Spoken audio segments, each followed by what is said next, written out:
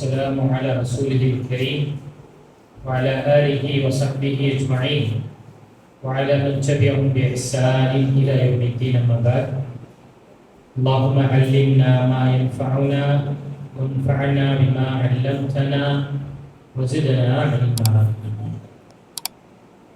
கணித்துக்குரிய மற்றும் மாணவர்களே, அல்லாஹ்வுடைய மாபெரும் நமக்கு அவருடைய மார்க்கத்தை அறிந்து கொள்வதற்காக நாம் இங்கு ஒன்று கூடியிருக்கிறோம். இந்த அமர்வு என்பது அல்லாஹ்வுக்கு மிக பிடித்தமான அமர்வு. இந்த கூட்டம் அல்லாஹ்வுக்கு ரொம்ப ரொம்ப பிடித்தமானது. இந்த கூட்டத்தை பற்றி அல்லாஹ் பெருமையாக தன்னுடைய வானவரிடமே சொல்லுவாங்க. பாருங்க, என்னுடைய அடியான் இன்னாருடைய மகன் இன்னார் அவர்களுடைய அக்காவுடைய பெயரை சொல்லி அல்லாஹ் தஆலா தன்னுடைய மாணவர்களிடம் என்ன செய்வான், மலக்குமாரிடம் அல்லாஹ் பெருமையாக சொல்வான், இவங்கெல்லாம் என்னுடைய மார்க்கத்தை பற்றி என்னை பற்றி அறிந்து கொள்வதற்காக கூட்டமாக சேர்ந்திருக்கிறாங்க என்று அல்லாஹ் பெருமை கொள்ளக்கூடியவனாக இருக்கும். அப்படிப்பட்ட ஒரு அமர்வு நம்ம இங்க இருக்கிறோம். நாம இந்த அமர்வில் பார்க்கக்கூடிய விஷயம் பார்த்தால் அல்லாஹ் தஆலாவை பற்றி அறியக்கூடிய விஷயங்கள். ஒருவர் முஸ்லீமாக ஆக வேண்டும் என்றால் என்ன செய்வது? என்ன செய்யணும்? அந்த கலிமாவை தான் நம்ம இங்க பார்க்கிறோம். லா இலாஹா இல்லல்லாஹ் முஹம்மதுர் ரசூலுல்லாஹ். இந்த கலிமாவுடைய அர்த்தம், இதோடைய பொருளை நாம் பார்க்க இருக்கிறோம். ஏன்னா அல்லாஹ் தஆலா நம்மை படைத்ததற்காக, அல்லாஹ்வை வணங்குவதற்காக. அல்லாஹ்வை நாம் வணங்க வேண்டும் என்றால் அவனை பத்தி தெரிஞ்சிருக்கணுமா இல்லையா? தெரிஞ்சதான் வணங்குவோம். ஒரு விஷயம் இது செய்யப்பா என்று சொல்றோம், அதை தெரிஞ்சாதான் நம்ம செய்வோம்.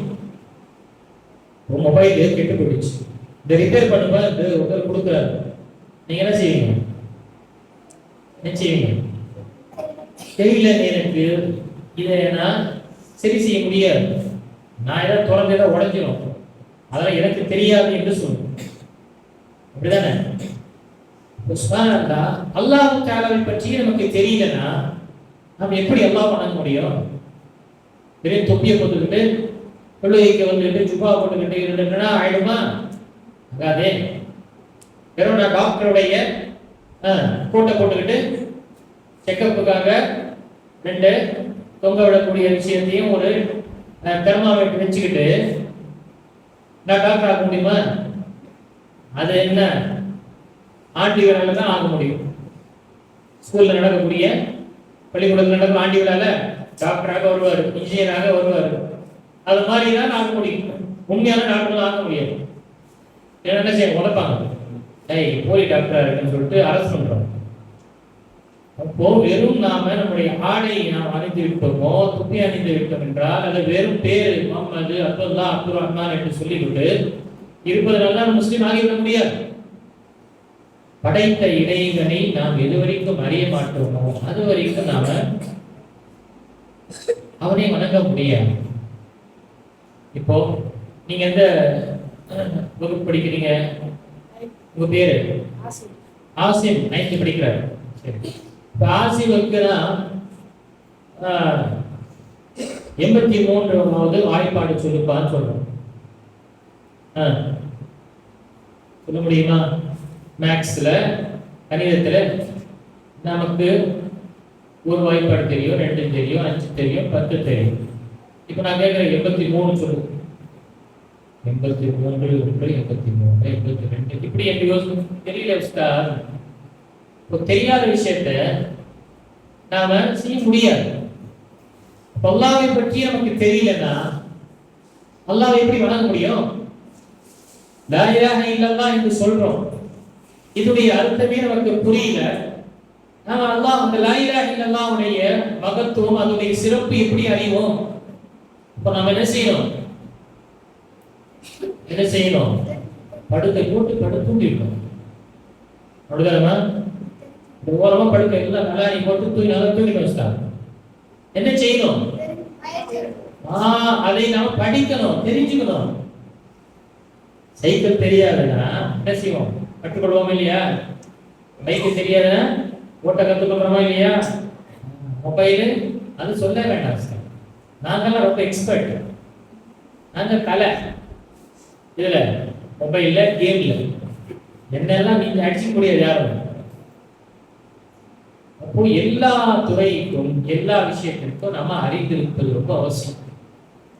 இல்லைன்னா நம்மால் அதை செயல்படுத்த முடியாது. அப்போ நம்ம முஸ்லிமாக இருக்கிறோம்.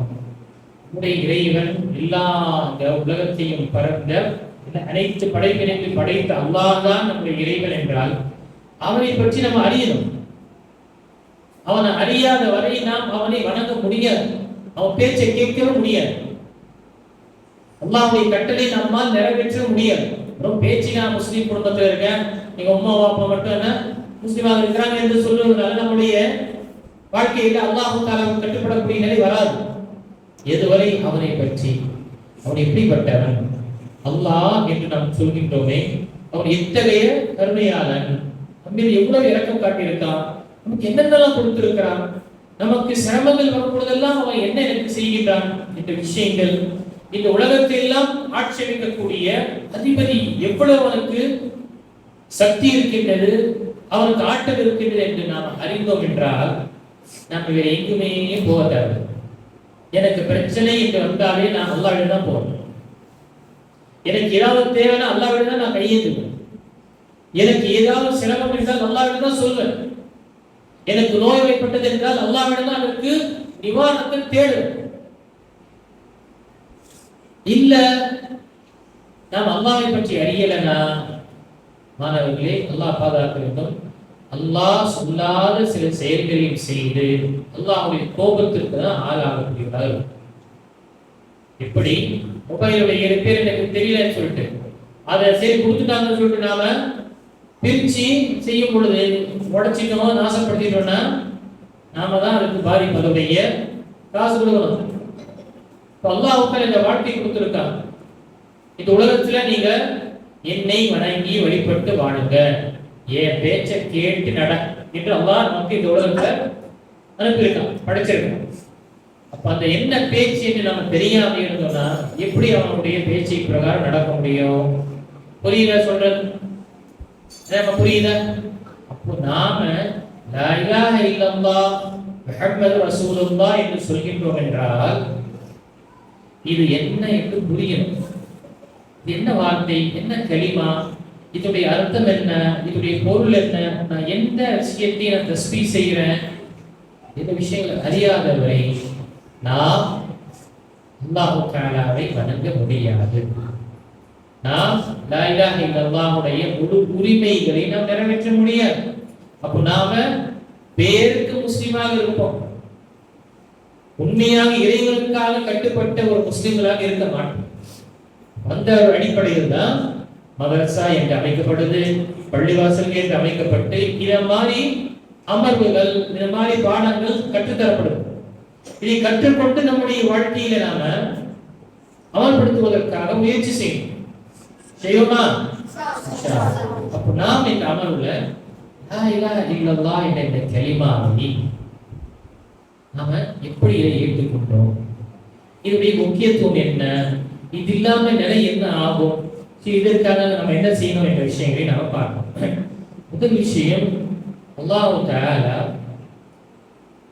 இந்த மனிதனை படைத்ததே, இந்த மனிதனை படைத்து இந்த உலகத்தில் அனைத்து விஷயங்களும் எங்களுக்காக ஆகுமானதாக, நாம் பயன்பாட்டுக்காக தோதுமானதாக அல்லாஹ் ஆக்கியிருக்கிறோம். அப்படிதானே? இந்த பூமியில் இருக்கக்கூடிய எல்லாத்தையும் நாம் அனுபவிக்கிறோமா? பூமியில இருக்கக்கூடிய நாம் வாழக்கூடிய இந்த பூமியில காய்கறிகள், கனி வகைகள், பழங்கள், மாமிசங்கள், கறி, மற்ற பொருளாதாரம், வாகனம் எல்லாத்தையும் பயன்படுத்துறோமா? எல்லாமே யாருக்கு? விலங்குகளுக்கு கொடுக்கப்பட்டதா? யாருக்கு? மனிதனுக்கு தான் கொடுக்கப்பட்டது.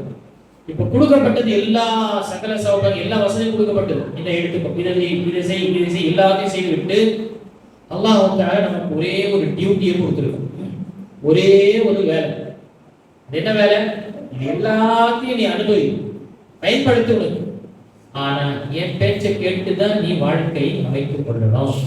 அதுதான் அல்லாஹ்வுக்கு செய்யக்கூடிய இபாதத்து, வணக்க வழிபாடு. புரியுதாமா? வணக்க வழிபாடு என்பது அல்லாஹ் தஆலா விரும்பிய, அல்லாஹ் பொருந்தி கொண்ட செயலை செய்வது. இபாதத்துகள் என்ன சொல்லுங்க? அல்லாஹ் விரும்பிய, அல்லாஹ் பொருந்தி கொண்ட செயல்களை செய்வது இபாதத். அது நம்முடைய நாவால் செய்யக்கூடிய சொல்லக்கூடிய சொல்லாக இருக்கலாம், கரத்தால் செய்யக்கூடிய செயலாக இருக்கலாம், கால்களால் நடந்து செல்லக்கூடிய விஷயமாக இருக்கலாம். நம்முடைய உள்ளத்தில் அல்லாஹ் தஆலாவை பற்றிய மஹப்பத், நேசம், அச்சம் நீக்கக்கூடிய விஷயமாக அனைத்துமே என்ன, அல்லாஹ் எதை விரும்பினான், எதை பொருந்தி கொண்டான், அதுதான் இபாதத். புரியுதாமா? அப்போ இந்த உலகத்துல எல்லாத்தையும் எல்லாம் படைச்சிட்டு என்ன சொன்னா, வல்லதி خلقலக்கும் மா ஃபில் அர்தி ஜமீஆ. அவனே, அந்த இரட்சகனே, உலகத்தை பூமியில் இருக்கக்கூடிய அனைத்துமே யாருக்காக படைத்தான்? உங்களுக்காக. மனிதர்களே, உங்களுக்காக எல்லா இந்த பூமியில் இருக்கக்கூடிய எல்லாத்தையும் படைத்தேன். ஏன்? இதை எடுத்துக்கொண்டு இதை பயன்பாட்டில் கொண்டு வந்து அல்லாஹ்வுக்கு கட்டுப்பட்ட ஒரு வாழ்க்கை, அவன் சொன்ன பிரகாரம் வாழ்வதற்காக அல்லாஹ் விரும்புகிறான். அதனால்தான் அல்லாஹ் நம்மை படைத்தான். வமா கலக்குல் ஜின்ன வல் இன்ஸ இல்லா லியஅபுதுன். அல்லாஹ் சொல்லும் திருமறையில, நான் ஜின்களையும் மனிதர்களையும் என்னை வணங்குவதற்கே அன்றி, என்னை வணங்குவதற்கே தவிர வேறு எதற்காகவும் படைக்கிறேன். ஆட்டடிச்சுக்கிட்டு, ஊர் சுத்திக்கிட்டு, இங்க அங்க திரிந்து கொண்டு, இவனை சண்டையை இழுத்துக்கிட்டு, அவனை மண்டையை உடைச்சுக்கிட்டு இருக்கக்கூடியவர்களாம் எல்லாம் படைக்கல. படைக்கப்பட்ட நோக்கம் நாம என்ன? அவனை மட்டுமே வணங்கணும். வணங்குவதெல்லாம் என்ன சொன்ன? வணக்க வழிபாடு என்ன? இபாதத்துகள் என்ன? அல்லாஹ் எதை விரும்பினா எதை கொண்டு பொருந்திக் கொள்ளும், எதை கொண்டு அவனுக்கு சந்தோஷம் ஏற்படுமோ அந்த செயல்கள் தான் இபாதத்து என்று சொல்லப்படும். புரியுதாமா? இங்கு இந்த விஷயத்தை நாம் நமக்குள்ள வேண்டும். இந்த லா இலாஹ இல்லல்லாஹ் என்ற இந்த கலிமாவை ஏற்றுக்கொண்டால் மட்டும்தான் நமக்கு வெற்றி, இந்த உலகத்திலும் மறுமையிலும். இப்போ இந்த மொபைல் இருக்கு. இந்த மொபைலை செய்தவர் ஒரு சின்ன ஒரு கேட்லாக் அனுப்புவார். கேட்லாக் தெரியுமா? மொபைல் புதுசா வாங்கினா உள்ள ஒரு சின்ன நோட் இருக்கும், பார்த்துருக்கீங்களா? என்ன நோட்டு? போனை பத்தி எவ்வளவு அழகா இருக்கும் சொல்லி எழுதுவோம்னா, எப்படி யூஸ் பண்ணணும் சொல்லி எழுதிருக்கும். நான் என் இஷ்டத்துக்கு புது மாடல் வருது, பசங்க சொல்லாம பாருங்க. இன்னும் மார்க்கெட்ல புது மாடல் ஐபோன் 17 ப்ரோ பசங்க எந்த அளவுக்கு இருக்காங்க. இப்போ அதை பயன்படுத்துறதே தெரியல எனக்கு. திடீர்னு புதிய ஒரு கேட்ஜெட், புதிய மொபைல் இப்போ நமக்கு வந்திருக்கு. இதை எடுத்தது பேப்பரா எனக்கு எல்லா மொபைலும் ஆரம்பிக்கிறாரு, எங்கடா ஆன் பண்றதுன்னு தெரியல. கடைசியில இது யாருன்னு சொல்லிட்டு இழுக்கிறாரு, 8 தொண்டை போச்சு. எத்தனை லட்சமா? 2 லட்சம். மாஸ்டர் பாருங்க, இவ்வளவு தெளிவா இருக்கு பசங்க. 2 லட்சம் கிட்டத்தட்ட போச்சு. அதுவே திறக்கும் பொழுது அதுல இருக்கக்கூடிய அந்த கேட்லாக, அந்த மெனுவை படிச்சு, இப்படிதான் சரி, இப்படிதான் இது ஓபன் பண்ணணும், இப்படிதான் ஆன் பண்ணணும், இப்படிதான் பயன்பாடு செய்யணும் என்று கொஞ்சம் பொறுமையாக அதை படிச்சு பயன்படுத்தும் பொழுது பிரோஜனமாக இருக்குமா இல்லையா? நாங்களும் மொபைல் போல ஒரு பொருள் தான். நம்மை படைத்தவன் அல்லாஹ். அல்லாஹ் நமக்கு என்ன சொல்லி இருக்கிறான்? மனிதனே, நீ உன்னை சரியாக பயன்படுத்திக் கொள்ள வேண்டும் என்றால் குர்ஆன் என்ற வேதத்தை உனக்கு அனுப்பியிருக்கு. இதில் நீ படிச்சுக்கொள். இதை படித்து உன்னுடைய வாழ்க்கையை நீ அமைத்துக்கொள். இதை சரியாக நீ படிச்ச, புரிஞ்சு உன்னுடைய வாழ்க்கை அமைத்துக் கொண்ட உனக்கு நல்லது. இந்த மொபைல் உனக்கு நீ ரொம்ப பிரயோஜனமாக இருக்கும். அதுவரை இந்த வாழ்க்கை உனக்கு பிரயோஜனமாக இருக்கும். இதன் மூலமாக இந்த இம்மையிலும் சரி மறுமையும் வெற்றி பெறலாம். இதை புறக்கணிச்சுட்டு உன் இஷ்டத்தின் பிரகாரம் நீ வாழ ஆரம்பிச்சனா உனக்கு கதி எது? இந்த மொபைலுக்கு வந்த கதி தான் உனக்கு என்ன? எல்லாமே வேஸ்ட். 2 லட்சம் 2.5 லட்சம் போயிடுச்சு, எல்லாமே போயிடுச்சு, வேஸ்ட். அதே மாதிரி நம்முடைய வாழ்க்கை என்ன ஆயிடும்? வேஸ்ட் ஆயிடும். அப்போ அல்லாஹ் படைத்தவன், அவன் நமக்கு எது நல்லது, எது கெட்டது, எது நமக்கு ஆகுமானது, எது நமக்கு செட் ஆகாது என்று எல்லாத்தையும் அல்லாஹ் திருமறையில தெளிவுபடுத்தினார். அந்த திருமறையை புரிந்து கொள்வதற்காக அல்லாஹ் நபிமார்களையும் அனுப்பினான். எப்படி அந்த புத்தகம் கிடைச்சிருவா? இப்ப எனக்கு இங்கிலீஷ் புரியல, அல்லது ஏதோ ஒரு என்னடா அது கொரியன் லாங்குவேஜ் இருக்கு, அங்க சைனா லாங்குவேஜ் இருக்கு, என்னன்னு புரியல, என்ன செய்வோம்? யாராவது வந்து நமக்கு ஏப்பா இந்த மொபைல் இப்படிதான் ஆன் பண்ணணும், இதுல இப்படி இப்படி சொல்லப்பட்டிருக்கு, கொஞ்சம் ஜாக்கிரதையா இருந்து செஞ்சுக்கோன்னு சொல்லி யாராவது ஒருத்தர் வந்து சொல்லும் பொழுது இவ்வளவு உதவியா இருக்கு. ஆஹா 2 லட்சம் அவர் காப்பாத்திட்டாரு. இல்ல நான் ஏதாவது முன்ன பின்ன செய்தி ஏதாவதுன்னா நான் அடிச்சுட்டு இருப்பேன், நாசப்பட்டு இருப்பேன் என்று ரொம்ப சந்தோஷப்படும். ரொம்ப நன்றிங்க. அல்லாஹ் தஆலா இந்த குர்ஆனை இறக்கி உன்னுடைய வாழ்க்கை இதன் பிரகாரம் நீ வாழ்ந்துக்கொள், சந்தேகம் என்று இருக்கும் பொழுது அந்த நபி எப்படி இந்த வசனத்தை சொன்னாங்க, அந்த நபி எப்படி உங்களுக்கு கற்றுக் கொடுத்தாங்களோ அதன் பிரகாரம் உங்களுடைய வாழ்க்கை அமைத்துக் கொள்ளுங்க என்பதற்காக தான் நபிமார்கள் அனுப்புறாங்க. அப்போ இந்த உலகத்துல நாம ஒரு பொருள், இந்த பொருளை சரியாக பயன்படுத்துவதற்காக அனுப்பப்பட்ட அந்த புத்தகம் தான், வேதம் தான் குர்ஆன். அந்த குர்ஆனை சரியாக புரிந்து கொள்வதற்காக அனுப்பப்பட்டவர்கள் தான் நபிமார்கள். இதமா அவர்கள் சொன்ன பிரகாரம் நாம் செய்தோம் என்றால் நம்முடைய வாழ்க்கையும் சிறப்பாக இருக்கும், நமக்கு எல்லா விதமான நன்மை நமக்கு பெறுவோம், இம்மையிலும் மறுமையிலும் வெற்றி. இல்ல நம்முடைய கையில நாமே நாசப்படுத்திக்கிறோம். அப்போ அல்லாஹ்வை வணங்க வேண்டும் என்றால் அல்லாஹ்வை பற்றி அறிந்து கொள்ள வேண்டுமா இல்லையா? இதுதான் முக்கியமானது, இதுதான் முக்கியமானது. அப்போ தௌஹீத் என்பது ரொம்ப ரொம்ப ரொம்ப ரொம்ப அவசியமான விஷயம் நம்முடைய வாழ்க்கையில். தௌஹீத் என்பது ஏகத்துவம், அல்லாஹ்வை மட்டுமே வணங்கும். இந்த உலகத்துல எத்தனையோ விஷயங்களை, பொருட்களை, சிலை, சிற்பத்தை, கல்ல, மண்ண, மட்டை எல்லாத்தையும் மக்கள் வணங்கி கொண்டிருக்கிறாங்க. ஆனா வணக்கத்திற்கு தகுதியானவன் யாரு? அல்லாஹ் மட்டும்தான் என்று நாம் உறுதியாக ஏற்றுக்கொண்டு அதன் நிலையாக இருக்கும். அப்பொழுதுதான் நமக்கு ஏகத்துவத்தில் நிலையாக இருந்தோம், அப்பொழுதுதான் நமக்கு வெற்றி. இந்த தௌஹீதே இல்லைன்னா என்ன அமல் செஞ்சாலும் சரி பிரயோஜனமே கிடையாது. இப்ப எடுத்துக்காட்டாங்க நம்ம யாரு? ஆசிம். ஆசிம் சீரியல் பல்பா எடுத்து வந்து செட் பண்றாரு. எல்லா இடத்துலும் புதுசா எடுத்து வந்த புது லைட் எடுத்து மாற்றாரு, கலர் கலராக மாற்றாரு, எதுவுமே ஒர்க் ஆகல. சரி அதை விட்டு இன்னொன்று எல்லா சீரியல் பல்பையும் எடுத்துட்டு வந்து மாற்றாரு, எதுவுமே ஓட மாட்டேது. சரி பல்பு எல்லா பல்பும் வாங்கிட்டு வச்சுட்டாரு. 10 ரூபாயில இருந்து 1000 ரூபாய் வரை பல்பு வாங்கிட்டு அது எரிய மாட்டேது. நம்ம என்ன சொல்லுவோம்? அத போய் மெயினா போய் பாருப்பான்னு சொல்லுவோம். சுவிட்ச்ல அந்த மெயின் சுவிட்ச் போடுறாரு, ஆனா எரிய மாட்டேது. போய் மெயின் பாக்ஸ் போய் பாரு, அங்க பாருன்னு தெரிஞ்சு ஃபியூஸே போயிடுச்சு.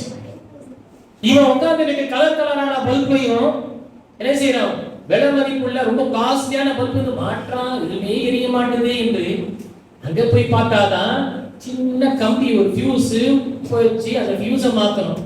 இவரு இங்க உட்கார்ந்து பல்பு காஸ்ட்லியான பல்பு மாத்துறதுனால பிரயோஜனம் இருக்குமா? அங்க மாத்தினாதான். அதே போன்றுதான் எந்த அளவுக்கு தௌஹீதுல நமக்கு இந்த கரண்டுடைய விஷயத்துல ஃபியூஸ் என்பது, மெயின் என்பது ரொம்ப அவசியமானதோ, மார்க்கத்துல தௌஹீத் என்பது அவ்வளவு அவசியமானது. நான் எவ்வளவு அமல்களை செய்தாலும், எவ்வளவு நான் அழகாக செய்தாலும், எப்படி நம்ம மிக மிக துல்லியமாக மிகவும் விருப்பத்தோடு செய்தாலும் தௌஹீதே இல்லைன்னா, ஈமானே இல்லைன்னா இதே போன்றதுதான் நம்முடைய நிலை. ஃபியூஸை ஃபர்ஸ்ட் மாட்டு, அதை சரிப்படுத்தி அதுக்கு பிறகு எல்லா விஷயம் எல்லாமே எரியும். அது 10 ரூபாய் பல்பு எரியும், 1000 ரூபாய் லைட் முறை எரியும்.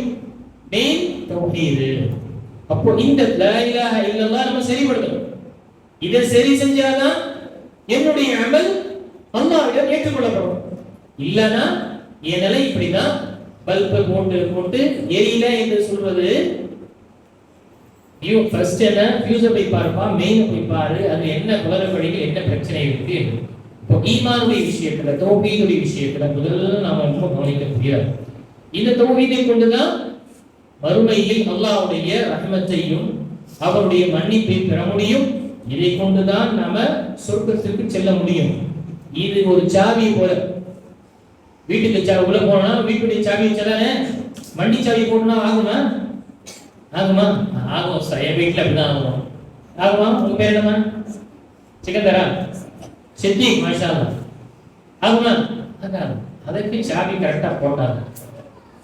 அதே மாதிரி ஒரு பைக்குடைய சாவி இன்னொரு பைக்கு போட்டா ஆகுமா?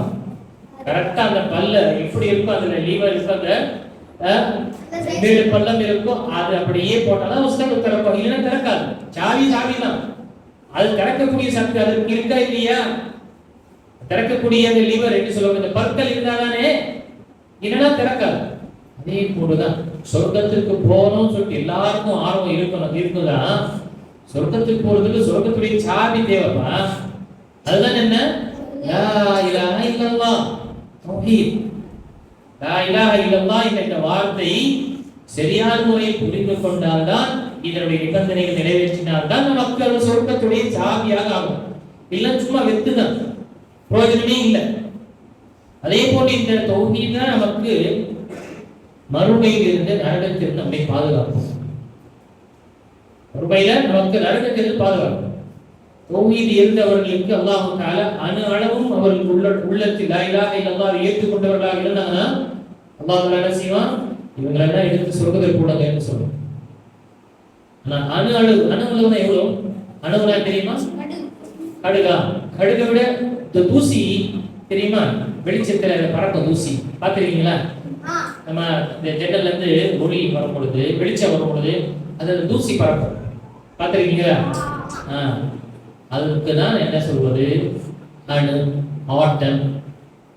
நமக்கு கண்ணுக்கு தெரியாது, ரொம்ப ஏதாவது வைத்து பார்க்கும் பொழுது தெரியும். அதற்கு தான் அணு அளவு என்று சொல்லும். அந்த அளவு நம்முடைய உள்ளத்தில் ஈமான் தங்கி இருந்தாலும் அல்லாஹ்வுடைய மன்னிப்பு நமக்கு கிடைக்கும், சொர்க்கம் கிடைக்கும், நரகத்தில் நம்மை பாதுகாக்கும். இல்ல பிரயோஜனமே இல்லை. நான் எவ்வளவு தொழுதாலும் சரி, நோன்பு வச்சாலும் சரி, தானங்கள் செஞ்சாலும், மக்கள் உதவி செஞ்சாலும் சரி, ஹஜ்ஜுக்கு மேல ஹஜ் செஞ்சு விட்டாலும் சரி, பிரயோஜனமே இல்லை. இந்த விஷயத்துல நம்ம ரொம்ப தெளிவாக இருக்கணும். தௌஹீத் என்பது ரொம்ப ரொம்ப அவசியமானது. சரி, இப்ப லா இலாஹ இல்லல்லாஹ் என்று சொல்றோம் உஸ்தாத், இதுக்கு என்ன அர்த்தம்? லா இலாஹ இல்லல்லாஹ் என்ன அர்த்தம் சொல்லுங்க? வணக்கத்துக்குரியவன் அல்லாஹ்வை தவிர வேறு யாரும் இல்லை. என்ன அர்த்தம்? அல்லாஹ் தான் இந்த பிரபஞ்சத்தை படைப்பதில் அவன் தனித்தவன். இந்த பிரபஞ்சம் என்பது வானம், பூமி, இதில் இருக்கக்கூடிய படைப்பினங்கள், மனிதன், ஜின்னு, மலக்குமார்கள், கால்நடைகள், மிருகம், பறவை, இந்த அல்லாஹ் பூச்சிகள் எல்லாத்தையும் படைத்தவன் அல்லாஹ் ஒருவனே. அவரை தவிர இந்த விஷயங்கள் படைக்கக்கூடிய சக்தி யாருக்கும் கிடையாது. அவன் தான் படைத்து இது அனைத்தையும் ஆட்சேபிக்கிறான். இது அனைத்துமே அவனுடையதுதான். அவன் தான் இதற்கு எஜமான். இது யாருடையதுன்னா அல்லாஹ்வே. பூமி யாருடையது? அல்லாஹ்வே. வானம் யாருடையது? அல்லாஹ்வே. நாம் யாருடையது? அல்லாஹ்வுடையது. அதான் மௌத்தாயிட்டான என்ன சொல்றோம்? யாராவது மௌத்தாயிட்டா என்ன சொல்றோம்? என்ன அர்த்தம்? இன்னா லில்லாஹி, நாம் அனைவரும் அல்லாஹ்வை சார்ந்தவர். என்ன அர்த்தம்? அல்லாஹ்வுடையவர்கள். வ இன்னா இலைஹி ராஜிஊன், திரும்பவும் அவன் பக்கமே நாம் செல்லக்கூடியவர்கள். அப்ப நாம அல்லாஹ்வுடைய மக்கள், அடியார்கள், அவனுடைய படைப்பு. இது அனைத்துமே அல்லாஹ் தஆலா நம்மை படைப்பதிலும் அவன் தனித்தவன், யாருடைய உதவிகளை பெறல. அது எப்படி உஸ்தாத்? எல்லாத்தையும் அவன் மட்டும் தான் படைத்தானா? யாரும் சப்போர்ட் எடுக்கலையே, யாரும் உதவி செய்யலையே? யாருமே உதவி செய்யல. அவன்தான் அல் காலிக், ரப். ரட்சகன் என்று சொல்லும் பொழுது ரப் என்று சொன்னால் யாரு? யாருக்கு படைக்கக்கூடிய ஆற்றல் இருக்கும், சக்தி இருக்கும். யார் அந்த படைத்த விஷயத்தை அவருடைய தேவைகளை நிறைவேற்றக்கூடியவர்களாக இருப்பார்.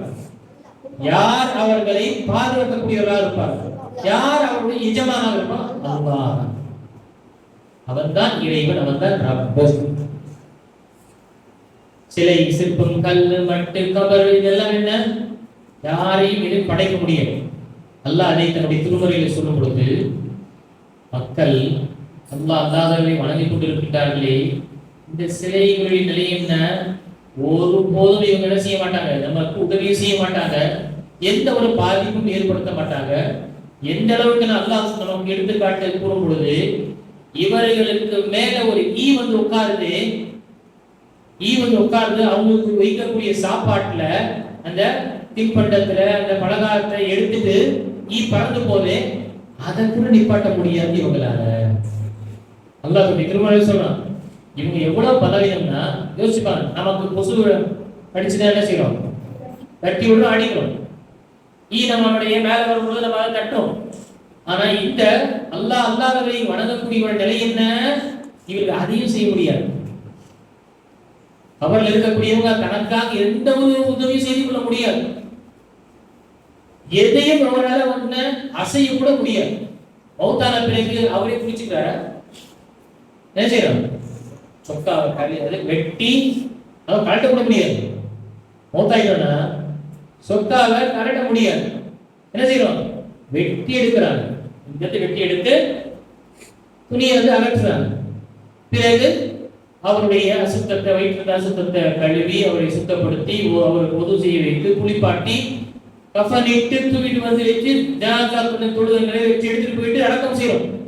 அவரால் எதுவுமே தனக்காக எதுவும் செய்ய முடியாது என்றால் யோசிச்சு பாருங்க. ஒரு மனிதன் இறந்த பிறகு வயிற்றில் இருக்கக்கூடிய கழிவையே சுத்தப்படுத்த முடியாது என்றால் எப்படி மக்களுடைய பிரச்சனையை தீர்ப்பார்? புரியுதமா? புரியலையா? அப்போ இறந்தவர் எல்லாம் தனக்காக உதவி செய்து கொள்ள மாட்டார் என்றால் மக்களுக்கு உதவி செய்வார். அது ஒரு கல்லு ஈ வந்து உட்கார்ந்தாலே அது அகற்றக்கூடிய சக்தி இல்லாத அதனுடைய அந்த பலகாரமோ அல்லது பழங்களோ அது என்னதாவது இனிப்பை வைக்கும் பொழுது அதுக்கு எடுத்து சாப்பிட்டு கொண்டு போதுதான். நிப்பாட்ட முடியாது. இவர்களுக்கு இந்த சிலைகளுக்கு இந்த கல்லுக்கு எதுவுமே செய்ய முடியாது என்று அல்லாஹ் தஆலா தெரியப்படுத்தும். அப்போ படைத்தவன் அல்லாஹ் தான், பரிபக்குவப்படுத்தக்கூடியவன் அல்லாஹ் தான், இந்த உலகத்தையே ஆட்சி அமைக்கக்கூடியவன் அல்லாஹ் தான். அல்லாஹ் தஆலாவுக்கு அனைத்து இந்த பிரபஞ்சமும் அவனுடையதுதான். அவன் தான் இதற்கு எஜமான். அப்படி இருக்கும் பொழுது நாம் ஏன் மற்றவரிடம் கேட்கணும்? புரியுதாமா? ஒருத்தங்கிட்ட எதுவுமே இல்லை, இதோட இன்னொரு எல்லாமே இருக்குன்னா நமக்கு தேவை யார்கிட்ட கேட்போம்? யார்? அல்லாஹ்விடம் தான் கேட்கணும். அல்லாஹ்விடம் தான் நம்ம கேட்போம். ஒருத்தர் 2 பேர் இருக்கிறாங்க, ஒருத்தருக்கு எதுவுமே கையில எதுவுமே இல்லை, இன்னொருத்தருக்கு நல்ல ஒரு வசதி இருக்கு, நல்ல அவரால் செய்ய முடியும்னா யாரிடம் இருக்கு அவர்தான் போவோம். அப்படிதானே? அப்ப அல்லாஹ் தஆலாவுக்கு எதுவுமே என்ன செய்ய முடியாது இல்லை, எல்லாத்தையும் செய்ய முடியும். அவனுக்கு எல்லா விதமான ஆற்றலும் இருக்கு. அப்ப நாம் அவனிடம் மட்டும்தான் கேட்கணும். அவனிடம் மட்டும்தான் நம்முடைய கரங்களை உயர்த்தணும். அவனுக்கு முன்னால் தான் நாம கை கட்டி நிற்கணும். அவனுக்கு முன்னால் தான் சிரத்தை தாழ்த்தணும். அவனிடம் தான் நம்முடைய துவாக்களை நாம கேட்கணும். புரியுதா? இதுதான் அவருக்கு கொடுக்கக்கூடிய உரிமை. தௌஹீத் என்பது என்ன? அல்லாஹ்வுடைய உரிமை, அல்லாஹ்வுடைய ரைட்ஸ். மனிதன் அல்லாஹ்வுக்கு நிறைவேற்றக்கூடிய உரிமைகள், அவனையே வணங்கணும். நபி ஸல்லல்லாஹு அலைஹி வஸல்லம் ஒரு முறை முஆத் பின் ஜபல் என்ற சஹாபி, இளைஞர், உங்களை போல ஒரு இளைஞர் இருந்தார், வாலிபர். நபி ஸல்லல்லாஹு அலைஹி வஸல்லம் கேட்கிறாங்க, யா முஆஸ் அத்தத்ரி மா ஹக்குல்லாஹி அலல் அபீத் வமா ஹக்குல் அபீதி அலல்லாஹ்? வாதி, அல்லாஹ்வுடைய உரிமை அடியார்கள் மீது என்ன என்று தெரியுமா? அதே போன்று அடியார்களுடைய மனிதருடைய உரிமை அல்லாஹ் மீது என்ன என்று தெரியுமா என்று கேட்டார். அதற்கு அல்லாஹ்வும் அல்லாஹ்வுடைய தூதர் தான் அறிந்தவர் என்று சொல்றார். நபி ஸல்லல்லாஹு அலைஹி வஸல்லம் பதிலளிக்கிறார்கள், அல்லாஹ்வுடைய உரிமை அடியார்கள் மீது அவனையே வணங்குறோம், அவனுக்கு இணை வைத்து விடக்கூடாது, ஷிர்க் செய்து விடக்கூடாது. இது அல்லாஹ்வுடைய ரைட்ஸ், அல்லாஹ்வுடைய உரிமை. நாம் கொடுக்கிறோம், நிறைவேற்றணும். அப்படி செய்தோம் என்றால் மனிதனுடைய உரிமை அல்லாஹ் மீது என்ன? அப்படி செய்யக்கூடிய மனிதரை அல்லாஹ் நரகத்தை கொண்டு தண்டிக்கவே மாட்டான். நரகத்தை கொண்டு அல்லாஹ் தண்டிக்கவே மாட்டான். நரகத்தில் அவனை போட மாட்டான். யார் அல்லாஹ்வையே வணங்கி கொண்டிருக்கிறார். இந்த விஷயத்தை நம்ம தெளிவாக இருக்க வேண்டும். லா இலாஹ இல்லல்லாஹ் என்பது மிக முக்கியமானது. அதனால்தான் நபி ஸல்லல்லாஹு அலைஹி வஸல்லம் இஸ்லாத்தை பற்றி சொல்லும் பொழுது எத்தனை தூண்கள் சொன்னாங்க? இஸ்லாத்துடைய எத்தனை தூண்கள்? 5 தூண்களா? 10. பாத்தீங்களா எப்படி தெளிவா இருக்காங்க. 5 தூண்களா 6 தூண்களா? 6 தூண்களா? உஸ்தாத் அடுப்பம் யோசிக்கிறோம். உஸ்தாத் நீங்க குழம்பு விடுறாதீங்க உஸ்தாத்.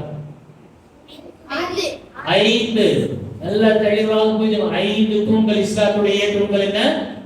எத்தனை? 5. நைட்ல எழுப்பி வச்சு கேட்டாலும் இஸ்லாத்துடைய தூண்கள் எத்தனைப்பா என்று கேட்டா எவ்வளவு சொல்லணும்? 5 சொல்லணும். ஈமானுடைய தூண்கள் எவ்வளவு? 6. ஈமானுடைய தூண்கள் என்ன? 6. நல்ல தெளிவாக இந்த 5 தூண்கள் இஸ்லாத்துடைய தூண்கள். இப்போ இங்க இந்த கட்டிடத்திற்கு நமக்கு செவுரு எல்லாம் தூண்கள் போல. இந்த செவுருலாம் இல்லைன்னா இது நிக்குமா? இதெல்லாம் இந்த தூண் இந்த 1 2 3 இருக்கு தூண். இது இல்லைன்னா இது நிக்குமா? எங்க போகும்? காலங்காலம் விடும். உடனே நிக்காவே நிக்காது. வீட்டுல தூண்கள் இருக்கா? உங்க வீட்டுல தூண்கள் இருக்கா? இல்லையா? தூண் இல்லாத வீடு இருக்கா? இருக்கு. செவறுகள் அதுல வந்து தூண்கள் இருக்கு. 1 2 இப்படி என்று. இது இல்லாம கட்டிடத்தை எழுப்ப முடியுமா? பில்லர்ஸ் இல்லாம வீடு கட்ட முடியுமா? கட்டவே முடியாது. அதே போலதான் இஸ்லாத்துடைய தூண்கள் 5 என்று நபி ஸல்லல்லாஹு அலைஹி வஸல்லம் சொன்னாங்க. இது நமக்கு ஒரு கட்டிடம் போல 5 தூண்கள். இது ஒரு தூண் மிஸ் ஆனாலும் கட்டிடம் என்ன இடிஞ்சு விழுந்துடும். இப்போ இந்த 5 தூண்கள்ல நபி ஸல்லல்லாஹு அலைஹி வஸல்லம் முதல் தூணாக சொன்னதுதான் இந்த லா இலாஹ இல்லல்லாஹ்.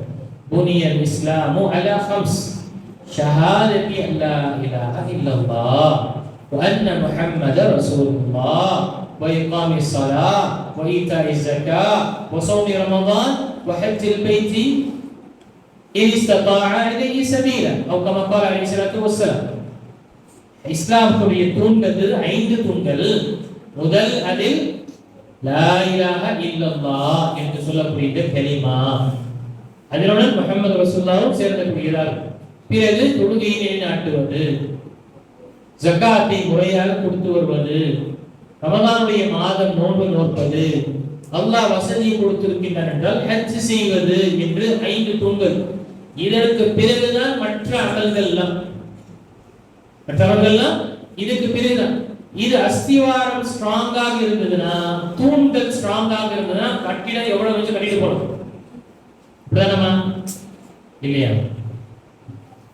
இல்லையா? இருக்கலாம். இருக்கலாமா? ஏமா சந்தேகமா சொல்றீங்க? இருக்கலாம். இதுதான் என்று சொல்லணும். என்ன சொல்லணும்? அடிச்சு சொல்லணும். இதுதான் அவஸ்தை. இது இல்லைன்னா வீடு நம்ம மேல கட்டவே முடியாது. தூணே இல்லைன்னா எப்படி நம்ம மேல ஃப்ளோர் கட்ட முடியும்? முதல் மாடி, 2 மாடி, 3 மாடி, 10 மாடி, 20 மாடி கட்ட முடியும்? கட்ட முடியாது. எந்த அளவுக்கு நம்முடைய தூண், நம்முடைய அஸ்திவாரம் ஸ்ட்ராங்காக இருக்கோ அந்த அளவுக்கு நம்ம மேலமாக கட்டிட்டு போயிடும். பலவீனமாக இருந்ததுன்னா, வீக்காக இருந்ததுன்னா எப்போ வச்சுக்கிட்டா எழுதி விடுறோம். இந்த கலிமா தான் முதல் தூணாக கருதப்படக்கூடியது. லா இலாஹ இல்லல்லாஹ். நபிக்கு தெரியாதா? நபிக்கு அதுக்காக தான் வந்திருக்காங்க. அல்லாஹ்வை வணங்க வேண்டும் என்ற விஷயங்களை சொல்வதற்காக தான் நபி வந்திருக்காங்க. அந்த நபிக்கு அல்லாஹ் சொல்லும் பொழுது என்ன சொல்றான்? முதல் விஷயம் ஃபஅலம் அன்னஹு லா இலாஹ இல்லல்லாஹ் வஸ்தக்ஃபிர் லிதம்பிக். நபியே முதல்ல நீங்க தெரிந்து கொள்ளுங்கள், புரிந்து கொள்ளுங்கள், அறிந்து கொள்ளுங்க, வணக்கத்துக்குரியவன் அல்லாஹ்வை தவிர வேறு யாரும் இல்லை. முதல் கடமை என்ன? இந்த லா இலாஹ இல்லல்லாஹ் பற்றி அறியணும். நபியுக்கும் என்ன இதுதான் முதல் கடமையாக சொல்லப்பட்டது. என்னுடைய இந்த லா இலாஹ இல்லல்லாஹ் நீங்க அறிந்து கொள்ளுங்க நபியே. நம்முடைய வாழ்க்கையில முதல் தூணாக இருக்கக்கூடிய விஷயத்தில் தெளி ஸ்ட்ராங்காக இருக்கணும். நமக்கு இருக்கலாம், இருப்போம், இப்படி இந்த சந்தேகமே வரக்கூடாது. ரொம்ப உறுதியாக இருக்கணும். என் மூச்சே போனாலும் சரி இதுல நான் நிலையாக இருப்பேன். நபி தன்னுடைய சஹாபிக்கு அவர்கள் தன்னுடைய சஹாபிக்கு ஒரு ஊருக்கு அனுப்புறாங்க. அந்த நேரத்தில் அநேகமாக பேரை ஞாபகம் வரல, ஒரு சஹாபிக்கு அனுப்புறாங்க. அதற்கு அவர்கள் சொல்லி அனுப்பக்கூடிய உபதேசம், நீங்க அல்லாஹை மட்டுமே வணங்குங்க, அவனுக்கு இணை வைத்து விடாதீர்கள். உங்களை கொன்றாலும் சரி, உங்களை எரித்தாலும் சரி, துண்டு துண்டாக வெட்டினாலும் சரி, உங்களை எரித்தாலும் சரி, நீங்க அல்லாஹை வணங்கக்கூடிய விஷயத்தை இணை வைத்து விடாதீர்கள். யோசிச்சு பாருங்க. நிலையாக இருப்பதற்காக அல்லாஹ்வுடைய தூதர் ஸல்லல்லாஹு அலைஹி வஸல்லம் அந்த வாலிபர்களுக்கு அந்த சஹாபி கிடைச்சாங்க சொல்லி அனுப்புறாங்க. நம்முடைய வாழ்க்கையில முதல் தூண், முதல் அஸ்திவாரம் உறுதியாக இருக்கணும், ரொம்ப ஸ்ட்ராங்காக இருக்கும். அப்போதான் அடுத்த கட்டத்தில் இருக்கக்கூடிய விஷயங்கள் நமக்கு பிரயோஜனமாக இருக்கும். இப்போ இங்கு இந்த லா இலாஹ இல்லல்லாஹ்வுடைய விஷயங்களை நாம் பார்க்கும் பொழுது நாம் இதற்கு சொன்னது போல லா இலாஹ இல்லல்லாஹ் என்பது மிஃப்தாஹுல் ஜன்னah, சொர்க்கத்துடைய சாவி. ஆனா சொர்க்கத்துடைய சாவி எப்படி? அதற்கு பற்கள் இருந்தாதான் திறக்க முடியும். அப்போ இந்த லா இலாஹ இல்லல்லாஹ்வுக்கு நிபந்தனை என்று இருக்கு. அந்த நிபந்தனை கண்டிஷனை நாம நிறைவேற்றினால்தான் உண்மையாகவே நாம் லா இலாஹ இல்லல்லாஹ் ஏற்றுக்கொள்கின்றோம் என்று அர்த்தம். புரியுதாவா? அப்ப அந்த நிபந்தனை என்ன? முதல் நிபந்தனை பார்க்கும் பொழுது அதன் விஷயத்துல நாம சுப்ஹானல்லாஹ் யகீன் இருக்கும், உறுதி, நம்பிக்கை, நம்பணும். வணக்கத்துக்குரியவன் அல்லாஹ்வை தவிர யாரும் இல்லை என்ற விஷயத்தை நாம நம்பணும். அதற்காக படைத்தவன் அல்லாஹ் தான், அவன் தான் நம்மை படைத்து பரிபக்குவப்படுத்தி நமக்கு நம்முடைய அனைத்து விஷயங்களையும் அவன் நிறைவேற்றுகின்றான் என்ற தெளிவு நமக்கு வரணும், புரிந்து கொள்ளும். அதுல நமக்கு நம்பிக்கையை உறுதியாக இருக்கும், சந்தேகம் வரக்கூடாது. சந்தேகமே நமக்கு வரக்கூடாது. நமக்கு அல்லாஹ் தஆலா யார் என்று கேட்கும் பொழுது அவன்தான் அனைத்து பிரபஞ்சத்தையும் படைத்தவன், அவன்தான் இது அனைத்திற்கும் எஜமான், அவனை மட்டுமே நாம் வணங்க வேண்டும் என்று தெளிவாக உறுதியாக இருக்கும். இருப்போமா? இதுல நம்ம நிலையாக இருக்கும். இதுல நம்ம நிற்கார்ந்து கொண்டு சந்தேகம் வந்துடக்கூடாது. அல்லாஹ் இருப்பானோ, அல்லாஹ் இருக்கோ இல்லையோ, இப்ப மக்கள் எதுவும் சொல்றாங்களே என்று சந்தேகமே வரக்கூடாது. உங்க அத்தா அம்மாவுடைய உங்களுக்கு தெரியுமா யாருன்னு சொல்லிட்டு சந்தேகம் தான் இருக்கா? சந்தேகம் தான் இல்லையே வச்சுட்டாங்க. நான் எங்க அத்தா அம்மா அப்பாவுக்கு என் மகன், எங்க அம்மா அப்பா அப்படி எனக்கு தான் தெரியும், அத சந்தேகமே இல்லை வச்சுட்டாங்க. அது சுப்ஹானல்லாஹ் அவ்வளவு உறுதி நமக்கு இருக்கணும். என்னை படைத்தவன் அல்லாஹ் தான். இந்த அனைத்து பிரபஞ்சத்தில் இருக்கக்கூடிய பூமியில வானத்துல எல்லா படைப்பினங்களையும் படைத்தவன் அல்லாஹ் தான், அவரை மட்டுமே வணங்கணும் என்ற உறுதி நமக்கு இருக்கும். இரண்டாவது, நமக்கு அதை ஏற்றுக்கொள்ளணும். அதை நாம ஏற்றுக்கொள்ளணும். வெறும் நாம நம்பிக்கை கொள்ளா மட்டும் போவாது, அதை நாம் மனசால ஏற்றுக்கொள்ளணும். அதை வெறுக்க கூடாது, அதை நம்ம கபூல் செய்யணும். வாழ்க்கையில சொன்ன விஷயத்தை உறுதிப்படுத்தி அதை முழுசா மனசால நம்ம ஏற்றுக்கொள்ள வேண்டும். சந்தேகம் இருக்கக்கூடாது, அதை நிராகரிக்க கூடாது. இரண்டாவது, அதுல நமக்கு என்ன இருக்கணும்? உறுதி இருக்கணும், அதை ஏற்றுக்கொள்ளணும். அதே போல இஹ்லாஸ் இருக்கணும். இஹ்லாஸ் மன தூய்மை. ஏற்றுக்கொண்ட விஷயத்துல ரெண்டு முகம் இருக்கக்கூடாது. அல்லாஹ் தஆலாவை ஏற்றுக்கொண்டா இருக்கலாம், நாமே போலாம். இஹ்லாஸ், அல்லாஹ் தஆலாவை நான் வணங்குகின்றேன், மனசால நான் வணங்குகின்றேன், இதுல என்னுடைய கவனத்தை நான் சமர்ப்பிக்கிறேன் என்ற அந்த இஹ்லாஸ் நமக்கு இருக்கும். இந்த இஹ்லாஸே இல்லைன்னா செய்யக்கூடிய அமல் அல்லாஹ்வுக்காக இல்லை என்றால் அல்லாஹ்விடம் ஏற்றுக்கொள்ளப்படும். இப்போ நீங்க வந்திருக்கீங்க, குர்ஆன் படிக்கிறீங்க, மக்களுக்கு வரீங்க, தொழுகிறீங்க, இதெல்லாம் உங்க அத்தா அம்மாவுக்காக செஞ்சீங்க, அல்லது உங்களுடைய உஸ்தாதுக்காக செஞ்சீங்க, அல்லது மக்கள் என்ன புகழணும், என்ன பாராட்டணும் என்று செய்யணும் என்றால் எந்த ஒரு பிரயோஜனம் கிடையாது. அதுவே நான் இந்த மதரசாவுக்கு வருவதோ பள்ளிவாசலுக்கு தொழுகை செல்வதோ, என்னை நான் நன்மக்களாக என்னை ஆக்கிக்கொண்டு நல்ல ஒரு மகனாக ஆக்கிக்கொண்டு வாழக்கூடிய விஷயம் எதற்காக நான் செய்யறேன்? அல்லாஹ்வுக்காக செய்யறேன். அல்லாஹ் என்ன அவன் சொன்ன பிரகாரம் வாழ்வதற்காக எனக்கு கட்டளையிட்டா அதை நான் வாழ்றேன். இவங்க பரிசு கொடுப்பாங்க, அவங்க என்ன பாராட்டும் என்று இருப்பதற்காக கிடையாது. அது தானாக வரும். அந்த பரிசோ பாராட்டோ அல்லது மற்ற விஷயங்கள் என்ன உலகத்துடைய சார்ந்த விஷயங்கள் தானாகவே அல்லாஹ் கொடுப்பான். ஆனால் நாம செய்யக்கூடிய வணக்க வழிபாடு, இபாதத்து, நம்முடைய தொழுகை, நோன்பு, ஹஜ்ஜு, ஜக்காத்து, பெற்றோர்களுக்கு பணிவிடை செய்வது, கட்டுப்பட்டு இருப்பது, பெரியோர்களை கண்ணியப்படுத்துவது, சிறார்களுடன் நாம நல்ல முறையாக நடந்து கொள்வது, இப்படி நம்மால் மற்றவர்களுக்கு பிரயோஜனமாக இருக்கக்கூடிய விஷயங்கள் செய்வது அனைத்துமே எதற்காக? அல்லாஹ்வுக்காக மட்டும்தான் நான் செய்யறேன். இதற்கு அல்லாஹ்விடம் நான் கூலியை பெற்றுக் கொள்வேன். மக்கள் என்ன புகழ்ந்தாலும் சரி, பாராட்டாலும் சரி, எது செஞ்சாலும் சரி, எனக்கு பிரச்சனை இல்லை. அல்லாஹ் தஆலாவை நான் புரிந்து கொள்வதற்காக நான் இந்த அமலை செய்கின்றேன் என்று இஹ்லாஸ் இருப்பது. அதே போன்று இஹ்லாசுடன் நபி ஸல்லல்லாஹு அலைஹி எப்படி செஞ்சாலும் அப்படி நம்ம செய்யணும். புரியுதாமா?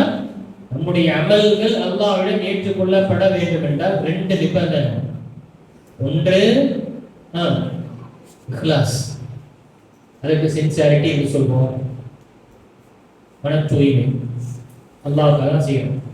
ரெண்டாவது நபி ஸல்லல்லாஹு அலைஹி எப்படி சொன்னாங்களோ அப்படி. ஏமா சிரமமா இருக்கா உட்காரத்துக்கு? அல்லாஹ்வுடைய தூதர் எப்படி சொன்னாங்களோ, எப்படி குர்ஆனை ஓதுவதற்காக நமக்கு கற்றுத்தந்தாங்க அப்படி ஓதணும். நபி ஸல்லல்லாஹு அலைஹி வஸல்லம் எப்படி நமக்கு தொழுகுமாறு கட்டளையிட்டார்களோ, தொழுக வைத்து நமக்கு காண்பித்தார்களோ அப்படி தொழுவோம். நபி ஸல்லல்லாஹு அலைஹி வஸல்லம் எப்படி இந்த மார்க்கத்தை புரிந்து கொள்ள வேண்டும் என்று காண்பித்து தந்தார்களோ அதன் பிரகாரம் நாம் என்ன செய்யணும்? புரிந்து கொள்ள வேண்டும். நாம் சரளமாக ஓதுவதற்காக முயற்சி செய்யணும். நல்ல ஒரு ஓசையுடன் ஓதுவதற்காக முயற்சி செய்யணும். அல்லாஹ்வுடைய தூதரிடம் அபூ மூஸா அல்-அஷ்அரி ரலியல்லாஹு அன்ஹு ஒரு முறை, அபூ மூஸா அல்-அஷ்அரி ரலியல்லாஹு அன்ஹு அவருக்கு ரொம்ப சுப்ஹானல்லாஹ் மிக அழகான ஓசை, ரொம்ப சரளமாக ரொம்ப சூப்பராக ஓதுவார் குர்ஆன். ஒரு நாள் வீட்டில் ஓதி கொண்டிருந்தார். நபி ஸல்லல்லாஹு அலைஹி வஸல்லம் அங்கிருந்து கடக்கிறாங்க. சஹீஹான ஹதீஸ்ல கடந்து செல்லும் பொழுது அபூ மூஸா அவர்களுடைய அந்த கிரத்தை கேட்கிறாங்க. கிரத்தை என்னவா? குர்ஆன் ஓதக்கூடிய அந்த ஓசையை கேட்கிறாங்க. ரொம்ப நபி ஸல்லல்லாஹு அலைஹி வஸல்லம் பிடிச்சிருச்சு. அடுத்த நாள் அபூ மூஸா வராங்க. அபூ மூஸாவே, என்ன அழகாக நீங்க ஓதுனீங்க, ரொம்ப அருமையா இருந்தது, உங்களுடைய வாய்ஸ் அவ்வளவு சூப்பராக இருந்தது என்று சொல்லுவாங்க. அல்லாஹ்வுடைய நீங்க கேட்டீங்களா? நேற்று அந்த பக்கம் வரும் பொழுது உங்களுடைய வீட்டில இருந்து சத்தம் வருது, என்ன என்று பார்த்தா நீங்க ஓதிக்கொண்டிருந்தது கேட்டேன், எனக்கு ரொம்ப பிரியமாக இருந்தது, இன்னும் கொஞ்சம் நீளமாக கேட்கலாம் என்று. அல்லாஹ்வுடைய தூதரே, எனக்கு தெரிஞ்சிருந்ததுன்னா நான் இப்படியே ஓதுறேன், நீங்க இருக்கிறீர்கள் நான் தெரிஞ்சிருந்தேன்னா என்ன செஞ்சிருப்பேன்? இன்னும் நான் அழகாக நான் ஓதிருப்பேனே, உங்களுக்காக நான் இந்த விஷயத்தை இன்னும் அழகாக செய்திருப்பேன் என்று அவர் என்ன செய்ய சொன்னார். அப்போ அழகாக ஓதுவது அல்லாஹ்வுக்கு விருப்பமானது. நபிகள் நாயகம் ஸல்லல்லாஹு அலைஹி வஸல்லம் அதை நமக்கு ஊக்குவித்திருக்கார்.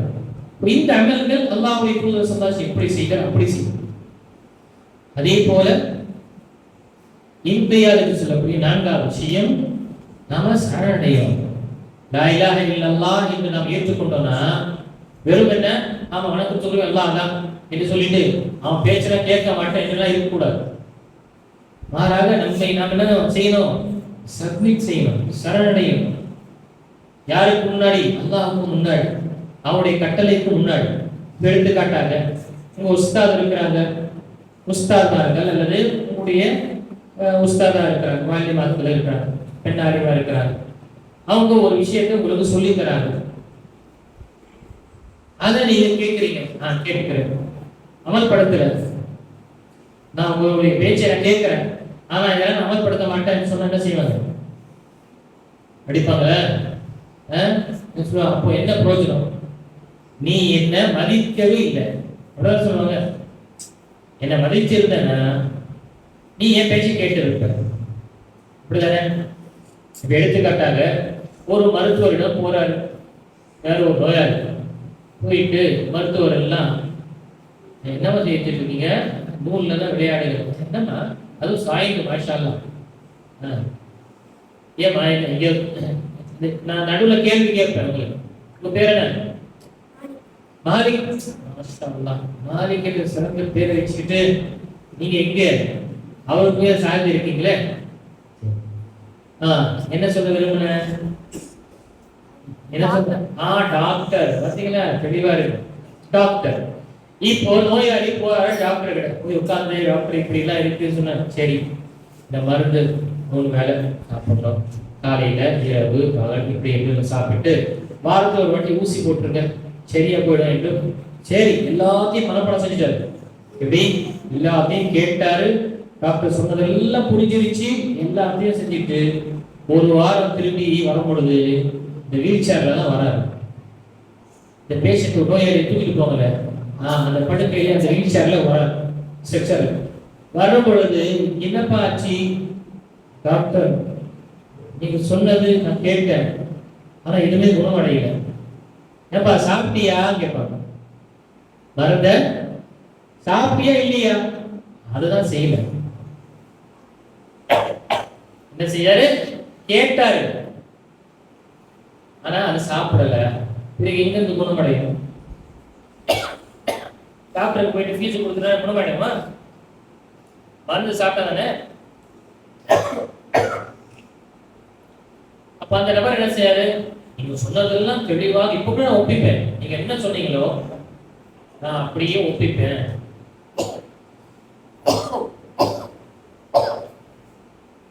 ஆனா நான் சாப்பிடல. அப்ப அந்த டாக்டர் என்ன செய்வாரு? டேய் மடையனே, ஃபர்ஸ்ட் நீ சாப்பிட்டு வரணும்டா. சாப்பிடாம குணமடைனா எங்க குணமடையும்? அப்படிதானேம்மா? வெறும் கேட்டோன்னா குணமடையுமா? இல்ல. அதே போன்றுதான்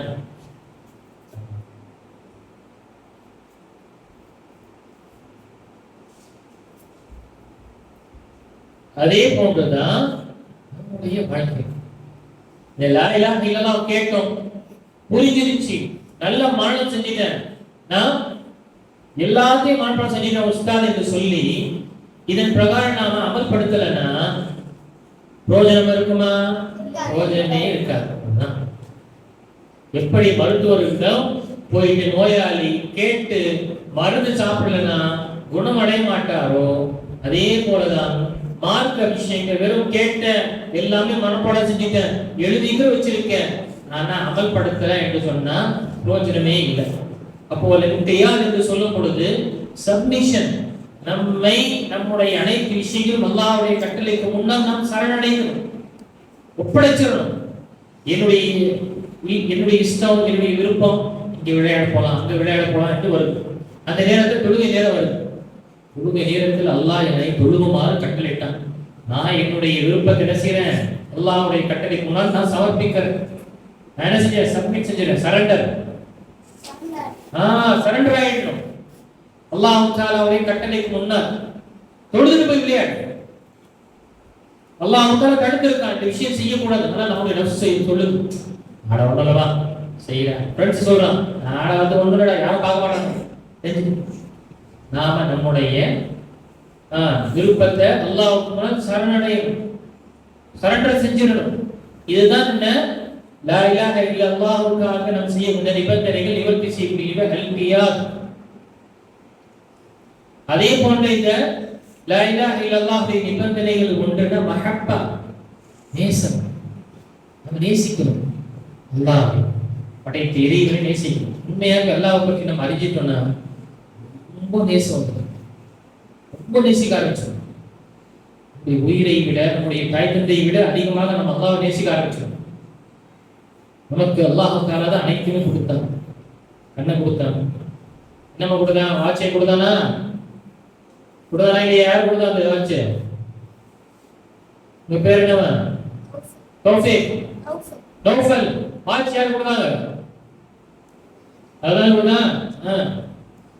சுப்ஹானல்லாஹ். அல்லாஹ் தஆலா அவருடைய நேசிக்கணும்.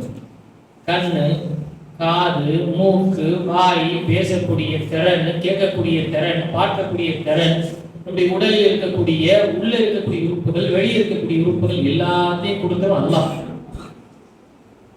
பாருங்க, ஒண்ணுமே இல்லை, ஒரு பென்சில், ஒரு பேனா கொடுத்தாரு, ஜஸாக்கல்லாஹ் கைரண்டா, சொல்றோமா இல்லையா? சொல்றது இல்லையா?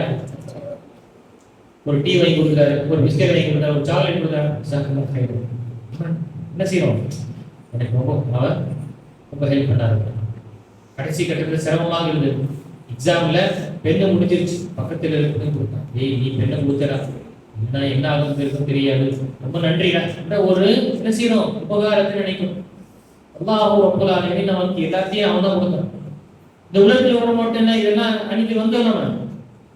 நம்ம கண்ணாடி போட்டா நீ பாருங்க, அப்படியா? கண்ணாடி போட்டிருக்கல, நீ பிறக்கும் போட்டு அப்படி இருந்தது? அது இல்ல. நான் பிறக்கும் பொழுது எதுவுமே இல்லாம நம்ம வந்தோம், எதுவுமே இல்லை, ஆடையே இல்லாம பிறந்தோம். அப்படிதானமா? இல்ல நமக்கு இப்ப எவ்வளவு தான் கொடுத்துருக்கு. எத்தனையோ குழந்தைகள் பிறந்து இறந்துருது, இருக்கா இல்லையா? எத்தனையோ குழந்தை கொஞ்சம் வளர்ந்து மௌத்தா இருக்குது, இருக்கா இல்லையா? பாத்தீங்கன்னா பிரஸ்டில் என்ன நடந்ததுன்னு எத்தனையோ. நல்லா இருந்தாலும் நமக்கு உயிரை கொடுத்தா, நமக்கு எல்லாத்தையும் ஆரோக்கியத்தை கொடுத்தா, இப்படிப்பட்ட ரப்ப நம்ம நேசிக்கக்கூடாதா? பாருங்க, அல்லாஹ் ஒரு கிட்னி வேலை செய்யல என்பதற்காக மனுஷன் என்ன செய்யறான்? போயிட்டு மிஷினை மாட்டுறாங்க. அது லட்சக்கணக்காக இருக்கும் அந்த மிஷின். போய் மாட்டி அங்க உட்காரணும், அது சுத்தம் செய்து அதை கிளீன் செஞ்சு திரும்ப போயிட்டு ஏதாவது சாப்பிட முடியும், இல்லைன்னா சாப்பிட முடியாது. கொஞ்சம் எக்ஸ்ட்ரா உப்பு வந்தாலே பிரச்சனை, செத்துருவான் மனுஷன். அல்லாஹ் தான் நமக்கு 2 கிட்னி கொடுத்துருவோம். உள்ளத்தில் இருக்கக்கூடிய அனைத்து விஷயங்களும் கொடுத்துருக்கோம். இந்த உள்ளம் நம்முடைய இதை என்ன செய்யுது? நான் எல்லாம் துடிச்சுட்டே இருக்கு, அந்த பம்பு ரத்தம், தேவையான ரத்தம் உடலுக்கு எல்லாம் இதெல்லாம் அல்லாஹ் தஆலாவுடைய சிஸ்டம் அமைத்திருக்கோம். இதுக்கு எவ்வளவு நோட்டீஸ் எடுக்கணும்? நம்ம அவனை நேசிக்கணுமா இல்லையா? நேசிக்கூடாதுமா? ஏன் நேசிக்கணும்? அவன் தான் எல்லாத்தையும் கொடுத்தான். எனக்கு என்னுடைய உறுப்புகளுக்கு கொடுத்தான், எனக்கு என் அம்மா அப்பா கொடுத்திருக்கான், எனக்கு உடல் ஆரோக்கியத்தை கொடுத்திருக்கான், எனக்கு ஏதோ வீடை கொடுத்திருக்கான், உண்ணக்கூடிய உணவை கொடுத்திருக்கிறான். மற்றவர்களுக்கு சுப்ஹானல்லாஹ் அவர்களுக்கு எல்லாத்தையும் இழந்த நிலையில், தாய் தந்தை இழந்து அனாதையாக இருக்கிறான். முறையாக அவங்களுக்கு சாப்பாடு கிடைப்பதில்லை, முறையாக ஆடை அணியக்கூடியது கிடைப்பது கிடையாது. இப்படிதான் இருக்காங்க. ஆனா அல்லாஹ் நமக்கு எல்லாம் கொடுத்திருக்கானே, அவனை நேசிக்கிறவா இல்லையா? அந்த நேசம் வரணும். இந்த லா இலாஹ இல்லல்லாஹ் என்று நான் சொல்றேன்னா, இந்த லா இலாஹ இல்லல்லாஹ் உடைய மஹப்பத் நம்முடைய உள்ளத்துல ஊறி இருக்கணும். தலைவரை நேசிப்பது பெரிய விஷயம். அல்லாஹ் தஆலாவை நேசிக்கக்கூடியவரை, அல்லாஹ் தஆலா யாரை, அல்லாஹ் தஆலாவை யார் நேசிக்கின்றார்களோ அல்லாஹ் நேசிக்கிறார். யோசிச்சு பாருங்க, அல்லாஹ் தஆலாவை யார் நேசிக்கின்றார்களோ அல்லாஹ் நேசிக்கிறார். யார் அவனை சந்திக்க வேண்டும் என்று ஆதரிக்கிறானோ அல்லாஹ்வும் சந்திக்க வேண்டும் என்று ஆதரிக்கிறார். மன் அஹப்பல்லாஹு லிகாஹு அஹப்பல்லாஹு லிகாஹு. யார் அல்லாஹ்வை சந்திக்க ஆசை ஆதரவு கொள்கின்றார்களோ, விருப்பம் கொள்கின்றார்களோ அல்லாஹ்வும் அவரை சந்திக்க விருப்பம் கொள்வார். யார் அல்லாஹ்வை சந்திக்க வெறுக்கின்றார்களோ அல்லாஹ்வும் அவரை சந்திக்க வெறுக்கிறார். மஹப்பா என்று சொல்லக்கூடிய விஷயம் நம்முடைய உள்ளத்தில் இருக்கணும். எப்படி வரும் நமக்கு மஹப்பத்து? அல்லாஹ் கொடுத்த அருட்படைகள் எல்லாம் நினைவுபடுத்தும். அல்லாஹ் எனக்கு இது எது கொடுத்தான், இது எது கொடுத்தான், இது எது கொடுத்தான், எதுவுமே என்னிடம் கேட்கப்படாது. என்னிடம் ஒரே ஒரு விஷயம் தான் கேட்டேன், என் பேச்சை மட்டும் கேட்டு வாடும், அவ்வளவுதான், வேற எதுவுமே தேவையில்லை. ஒரு ஃப்ரெண்ட் அவன் என்ன செய்வாங்க, ஏதாவது கொடு, டேய் இன்னைக்கு நான் கொடுத்தேனடா, எனக்கு நீ குடுறா, எனக்கு கேட்பான். அல்லாஹ் ரப்பல் ஆலமீன் என்ன செய்யறான்? உனக்கு கொடுத்தது அனைத்துமே என்னுடைய கட்டளைக்கு நீ பயன்படுத்தி கொடு, என் பேச்சை கேட்டு நீ நடந்துக்கொள், எல்லாமே உனக்கு. இதுதான், இது ஒண்ணுமே இல்லை. உனக்கு சொர்க்கம் என்று சொல்லக்கூடிய நிரந்தரமான வாழ்க்கையை கொடுக்கிறேன், ஆடம்பரமான வாழ்க்கை உனக்கு கொடுக்கிறேன், அமைதியான ஒரு சூழ்நிலையை உனக்கு ஏற்படுத்துறேன், எந்த ஒரு கூச்சலும் எந்த ஒரு பாதிப்பும் இல்லாத அந்த நான் எல்லாம் இல்லத்தை சொர்க்கத்தை உனக்கு கொடுக்கிறேன் என்று அல்லாஹ் அவனை வாக்குறுதி. அப்போ மஹப்பத் அல்லாஹ் தஆலாவுடைய விஷயத்துல என்ன செய்யணும்? மஹப்பத் நேசிக்கணும். அல்லாஹ் தஆலாவுடைய விஷயத்துல நமக்கு மஹப்பத் வரணும். எப்பொழுது வரும்? அவனை பற்றி அறிகின்றோம் என்றார். லா இலாஹ இல்லல்லாஹ் என்று நாம் ஏற்றுக்கொள்கின்றோம். மனத்தில் சுக்குகிறோம். லா இல்லாஹ் யாரும் இல்லை என்று நாம் ஏற்றுக்கொள்கின்றோம் என்றால் இதனுடைய அர்த்தம் என்ன? இந்த அனைத்து விஷயங்களும் செய்யணும். இந்த அனைத்து விஷயங்களுடைய உள்ளத்தில் இருக்கும் பொழுது அல்லாஹ் தஆலாவை நேசிக்கக்கூடியவர்களாக இருக்கும். இல்ல வெறுமனே கேட்டா ஏன் மனப்பாடம் செஞ்சுட்டா அமல்லாம் இல்லைன்னா அந்த மருத்துவர் போலதான் போயிட்டு எல்லா மருந்தும் வாங்கிட்டு வீட்டில் பக்கத்தில் வச்சுட்டாரு, சாப்பிடவே இல்லை. ஒரு வாரத்தை கழிச்சு அப்படிதான் இருக்கு. என்ன டாக்டர் கொடுத்தீங்க? எதுவுமே குணமடையல. என்ன மருந்து கொடுத்தீங்கன்னு சொன்னா இந்த டாக்டர் நான் சொன்ன மாதிரி சாப்பிட்டீங்களா கேட்பான். இல்ல அதுதான் செய்யல, அதுதான் செய்யல. டேய் சாப்பிடாம எப்பறம் குணமாகும், போய் சாப்பிட்றான்னு சொல்லுவோம். நம்முடைய வாழ்க்கையில அல்லாஹ்வை ஏற்றுக்கொள்ளணும்னா படிக்கிறோம், அதை மரணம் செய்கிறோம் என்றால் உடைய வாழ்க்கையில அந்த விஷயங்கள் இருக்கணும். என்னமா தொப்பி நல்லா அருமையா இருக்குமா? கால் பண்ண தொப்பியா? திருநெல்வேலி தொப்பியா? என்னவா தொப்பில ரொம்ப பிஸியா இருக்க? மகாராஜா இந்த தொப்பி போட. இது நம்முடைய வாழ்க்கையில் இந்த விஷயங்கள் உறுதியாக இருக்க வேண்டும். நபி ஸல்லல்லாஹு அலைஹி வஸல்லம் இந்த லா இலாஹ இல்லல்லாஹ் விஷயத்துல ரொம்ப தெளிவுபடுத்தி இருக்கிறார். இங்கு லா இலாஹ இல்லல்லாஹ் உடைய விஷயங்களை நம்ம அறிவோம். அல்லாஹ் தஆலாவை வணங்கக்கூடிய விஷயத்தில் அவருடைய ரஹ்மத், அவருடைய கருணை, அவருடைய இரக்கம், அவருடைய வாரி வணங்கக்கூடிய விஷயங்கள் நமக்கு தெரியும். ரப்புல் ஆலமீன் இந்த அனைத்து பிரபஞ்சத்தையும் ஆட்சி அமைக்கக்கூடிய ஆற்றல் மிக்கவர். அவர்களுக்கு எந்த யாருடைய உதவியும் தேவையில்லை. அப்படிப்பட்ட ரப்ப நாம் வைத்துக் கொள்ளும் பொழுது நாம் ஏன் மற்றவங்க போயிட்டு நம்முடைய தேவைகளை முறையிடணும்? எனக்கு அல்லாஹ் தஆலா இருக்கிறான், நான் அல்லாஹ் இடம் கேட்டுக் கொள்வேன். அதுதான் தொழுகை நமக்கு இருக்கு. தொழுகையில என்னுடைய தேவைகள் அல்லாஹ்விடம் முறையிடுவேன். சஜ்தாவில் இருக்கும் பொழுது என்ற அந்த உறுதி நமக்கு இருக்கும். அம்மா அப்பாவுக்கு உடம்பு சரியில்லையா, உடனே அல்லாஹ் அம்மா அப்பா உடம்பு சரியில்லை, நீ குணத்தை கொடுக்கக்கூடியவன், நீ தான் நோயை கொடுக்கக்கூடியவனும், நீ தான் குணமாக்கக்கூடியவனும், நீ அவங்களுக்கு குணத்தை கொடுப்பாயாக. உறுதி நம்பிக்கை வரணும், அதுல சந்தேகம் வரக்கூடாது. நம்பிக்கை இருக்கு. பிரச்சனையா ஏதோ சிரமம் இருக்கா, யாரெல்லாம் இந்த பிரச்சனை இதை நீ அகற்றுவாய். அல்லாஹ்விடம் நாம பிரார்த்தனை செய்யும். எனக்கு நோய்வாய்ப்பட்டிருக்கின்றதா, தாயத்தை போய் கட்டக்கூடாது. தாயத்தை என்ன சொல்றது, கருப்பு கயிறு, சிகப்பு கயிறு, பச்சை கயிறு கட்டதான் இருக்கக்கூடாது. எனக்கு நோய் கொடுத்தவன் அவன் அல்லாஹ், அவன் தான் குணமடையும், எனக்கு குணத்தை கொடுப்பான், அவன்கிட்ட தான் நான் கேட்பேன். இந்த உடலே கொடுத்தவன் அல்லாஹ் தான். இந்த உடலுக்கு ஏதாவது ப்ராப்ளம் ஏற்பட்டதுன்னா இந்த ப்ராப்ளமை சால்வ் செய்யக்கூடியதுக்கு யாருக்கு ஆற்றல் இருக்கு? அல்லாஹ்வுக்கு தான் இருக்கு. அப்போ அவன்கிட்ட தான் கேட்கணும். இந்த தாயத்தை கட்டி, இந்த கருப்பு கயிறை கட்டிட்டு, அண்ணா கயிறை கட்டிட்டு நம்ம பெற்றோர்களுக்கும் தெரியப்படுத்தணும். இது மாதிரி செய்யணும். அம்மா படைத்தவன் அவன் தான் நமக்கு நோய் கொடுத்தானா, அவனுக்கு நம்ம கேட்கணும். எனக்கு உடல் ஆரோக்கியத்துக்குரிய அல்லாஹ், எனக்கு ஷிஃபாவை கொடு, நிவாரணத்தை கூடிய அல்லாஹ் என்று கேட்கணும். வேறு யாரும் நம்ம என்ன செய்யக்கூடாது? நம்ம அல்லாஹ் தஆலாவை விட்டு விட்டு வேறு பிறகாலியோ அல்லது இன்னாரு இந்த தாயத்தை கொடுத்தாரு, இன்னாரு இந்த விஷயத்தை கொடுத்தாரு, இதை நீ செய்து கொள்வதற்கு குணமடையும். நபி ஸல்லல்லாஹு அலைஹி காலத்துல, நபி ஸல்லல்லாஹு அலைஹி காலத்துல ஒரு நபர் வந்தார். அல்லாஹ்வுடைய தூதர் வரும் பொழுது அவருடைய கையில ஒரு கயிறு கட்டப்பட்டது. நபி ஸல்லல்லாஹு அலைஹி பையத் செய்யும் பொழுது நபி ஸல்லல்லாஹு அலைஹி கையை எடுத்துறாங்க. பையத்னா இந்த பிரமாணம், நான் நம்பிக்கை கொள்ற அல்லாஹ்வை தவிர வேறு யாரும் இல்லை, நீங்க அல்லாஹ்வுடைய தூதர் என்று என்ன செய்வாங்க, சத்தியம் எடுப்பாங்க. அந்த பிரமாணம் எடுக்கும் பொழுது நபி ஸல்லல்லாஹு அலைஹி கையை என்ன செய்ய நீக்கிறாங்க. இது என்ன என்று கேட்கிறாங்க. கயிறு கட்டப்பட்டது. அவருக்கு சொன்னா, இது வாங்கினா பலவீனம், எனக்கு கொஞ்சம் வீக்கா இருக்கு, நான் கொஞ்சம் பலவீனமாக இருக்கேன், பயந்த சுபாவத்தில் இருக்கிறேன், அதை போக்குவதற்காக தான் இதை நான் பயன்படுத்துறேன் என்று சொன்னார்.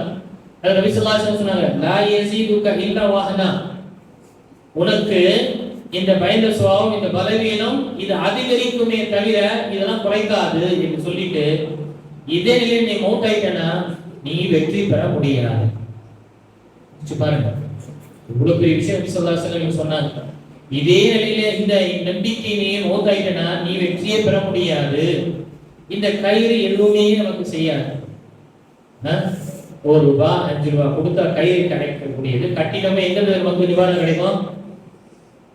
மாத்திரை வாங்கி கட்டி விட்டனா நிவாரணம் கிடைக்குமா? மாத்திரை வாங்கிட்டேன் அல்லது டாக்டர் சொன்ன அந்த பிரிஸ்கிரிப்ஷன் மருந்துடைய சீட்டு வாங்கி ஓட்டிட்டேன், நிவாரணம் கிடைச்சிருமா? எந்த மருந்து அல்லாஹ் தஆலா வைத்திருக்கின்றானோ ஷிஃபா, அதை எடுத்துக்கொண்டால், அதுவும் என்ன மருந்து எடுத்துக்கொண்டாலும் அல்லாஹ் நாடினால் தான் ஷிஃபா.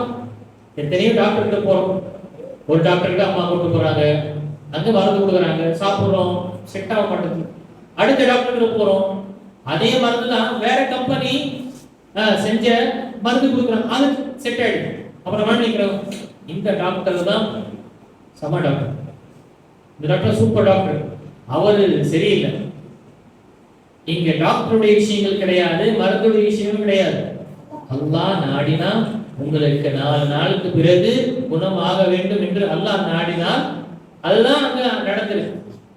4 நாள் வரை நீங்க இந்த மருந்து சாப்பிட்டீங்க, இது எதுவுமே ஆகலை, நம்ம அடுத்த கட்டமாக போகும் பொழுது அல்லாஹ் என்ன செஞ்சிருக்கான், அந்த 4 நாளுக்கு பிறகுதான் உங்களுக்கு குணமடைய வேண்டும் என்று எழுதியிருந்தான். அந்த நேரத்துல நீங்க வேறு டாக்டரிடம் போய் மாத்திரை எடுத்ததுனால குணமடைந்தீங்க.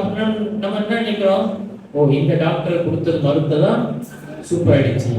எந்த மருந்தும் அல்லாஹ் நாடாதவரை நமக்கு குணம் கிடைக்காது, நமக்கு நிவாரணம். அப்போ நிவாரணம் கொடுக்கக்கூடியவன் யாரு? அல்லாஹ் தான். இதெல்லாம் நமக்கு ஒரு சோர்ஸ் தான்.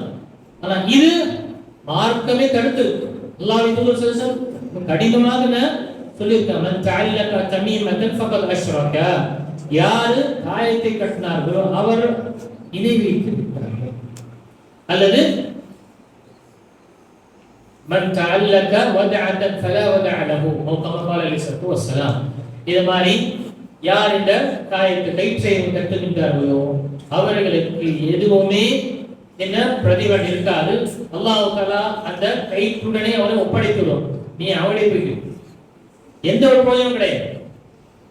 இந்த விஷயத்தில் நாம் தெளிவு கொள்ள வேண்டும், தெளிவு பெற வேண்டும்.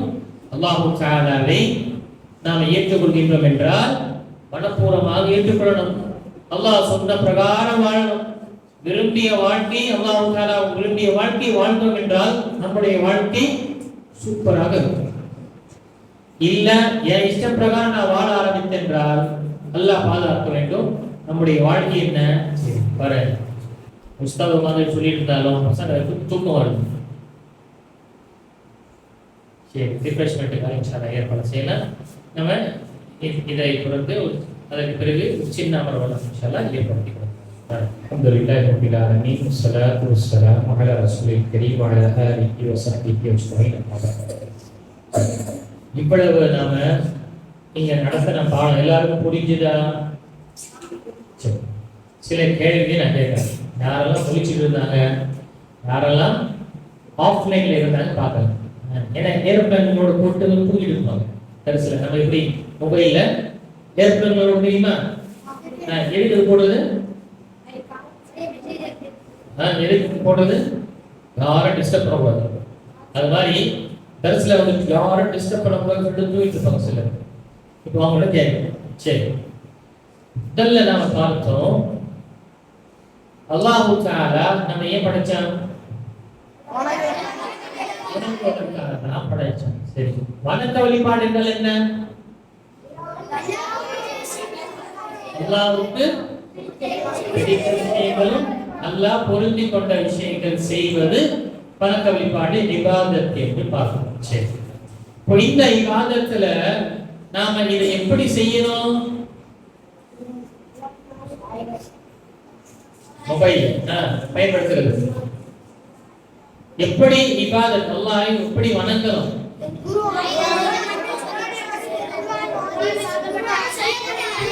இக்லாஸின் அடிப்படையில அல்லாஹ் தஆலாவுக்காகவே நாம் செய்யணும்.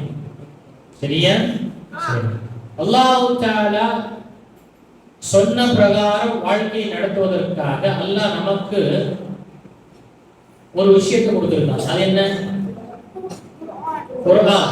சரி, குர்ஆனுடைய எழுத்துக்கள் நமக்கு எப்படி புரிந்து கொள்ளலாம்? நம்முடைய வாழ்க்கையில குர்ஆன் எவ்வளவு அவசியம்? சொர்க்கத்துல குர்ஆன் பேசுமா?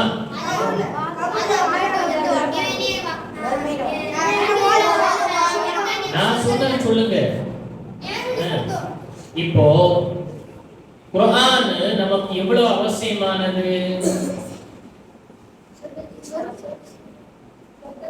மொபைலுக்கு அந்த மேனுவல் அவசியமானதா? நோட்டு அது இல்லைன்னா பயன்படுத்தி நாசமாயிடும். அப்போ குர்ஆன் என்பது நமக்கு அல்லாஹ்வால் கொடுக்கப்பட்ட ஒரு நோட், ஒரு வேதம். அது இல்லைன்னா நம்முடைய வாழ்க்கையில நாசமா போயிடும். புரியுதா? குர்ஆனுடைய தொடர்பு இருந்தால் மட்டும்தான் நம்முடைய வாழ்க்கை சிறப்பாக. சரி, குர்ஆன்ல என்ன செய்தி சொல்லப்பட்டிருக்குமா?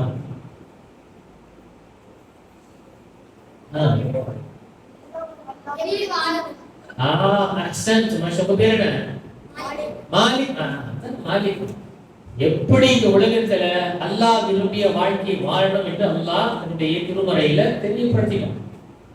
அதன் பிரகாரம் வாழ்ந்தோம்னா நமக்கு என்ன? சொர்க்கம். அதை மீறி வாழ்ந்தோம் என்றால் அல்லாஹ் பாருங்க நரகம் தான்.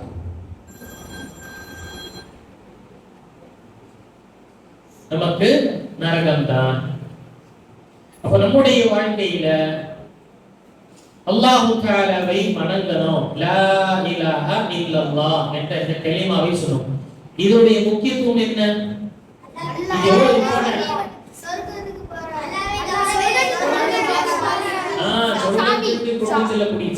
சொர்க்கத்தின் திறவுகோல் சாவி.